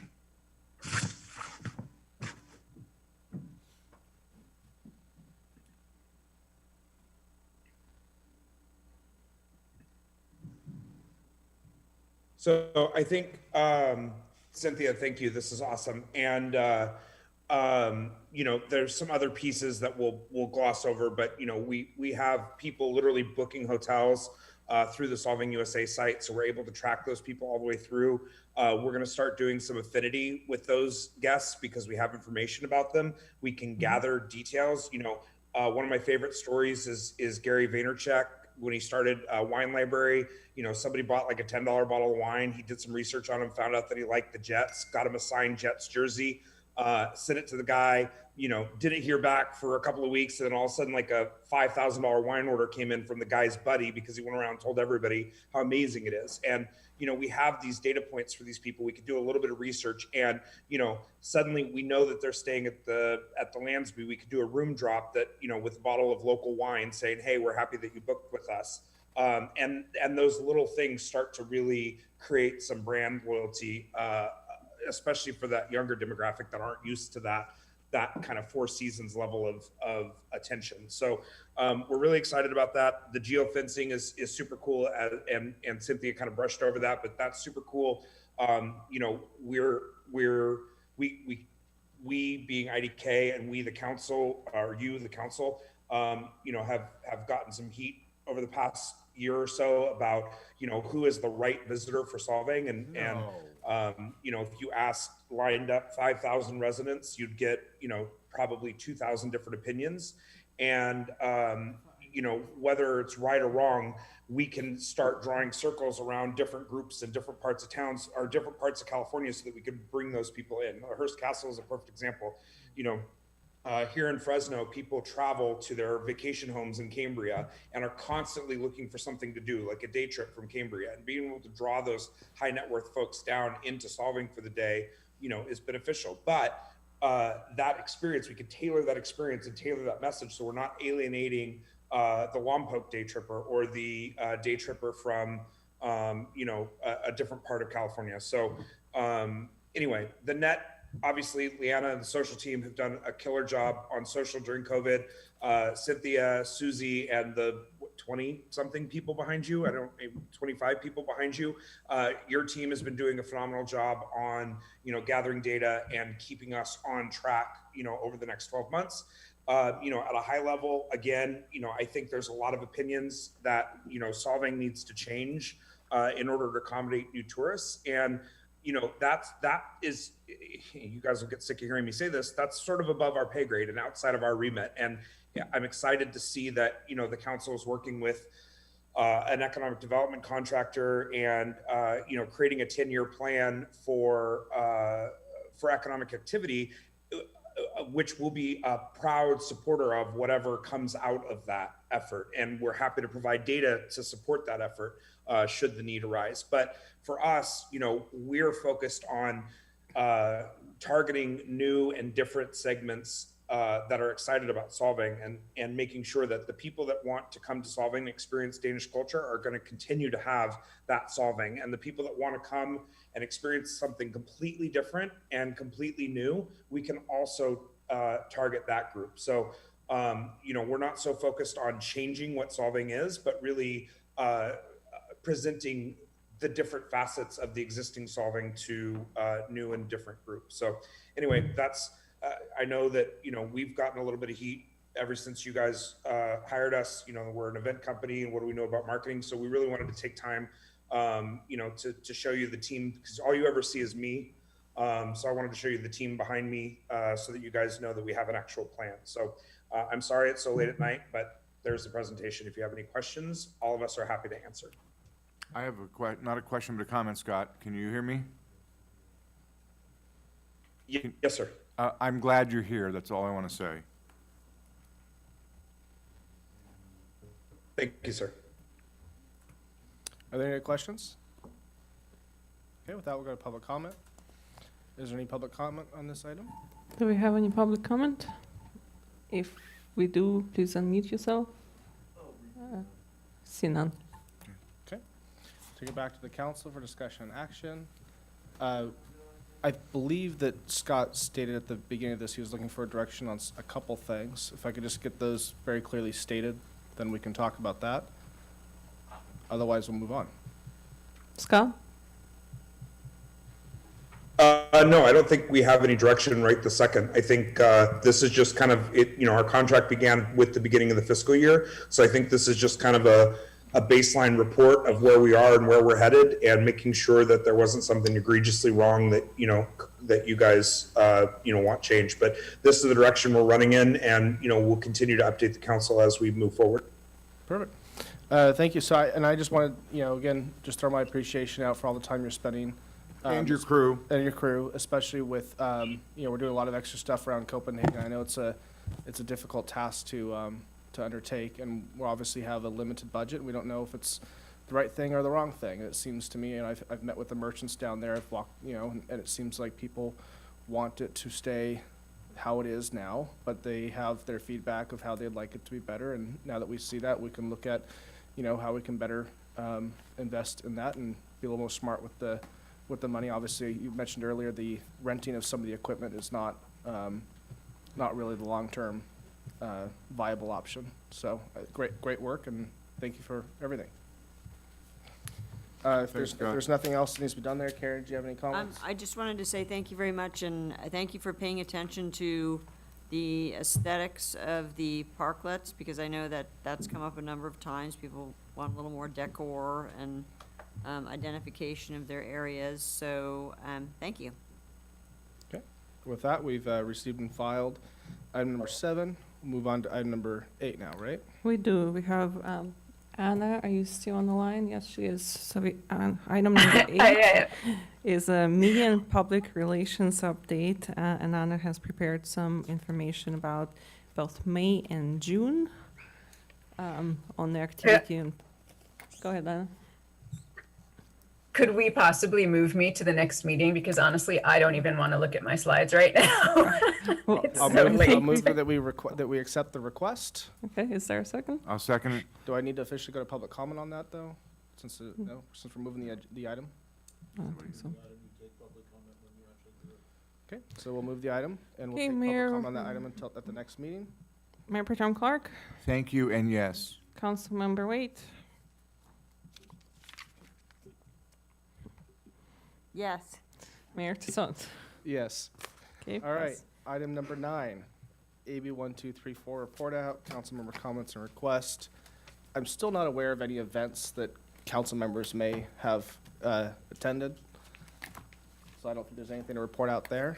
Is there any comments? My only comments is that I want to get working still on the lights on First Street and, I'm sorry, on Copenhagen and Alisal, not the lights, the cameras on Copenhagen and Alisal, and the Tesla charging stations behind the factory outlets, which we've been given permission to pursue. To get them away from Buellton, to spend their time here, to walk around for an hour and spend money here instead of Buellton. That's what I want to work on coming up. Okay. Karen? Okay. I have no comments. It was an eventful meeting.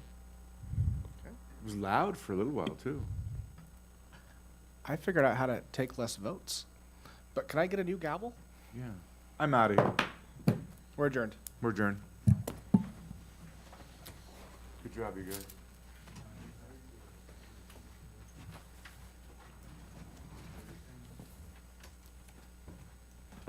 those things can sponsor a new mayor's gavel. This is my sign for the next meeting.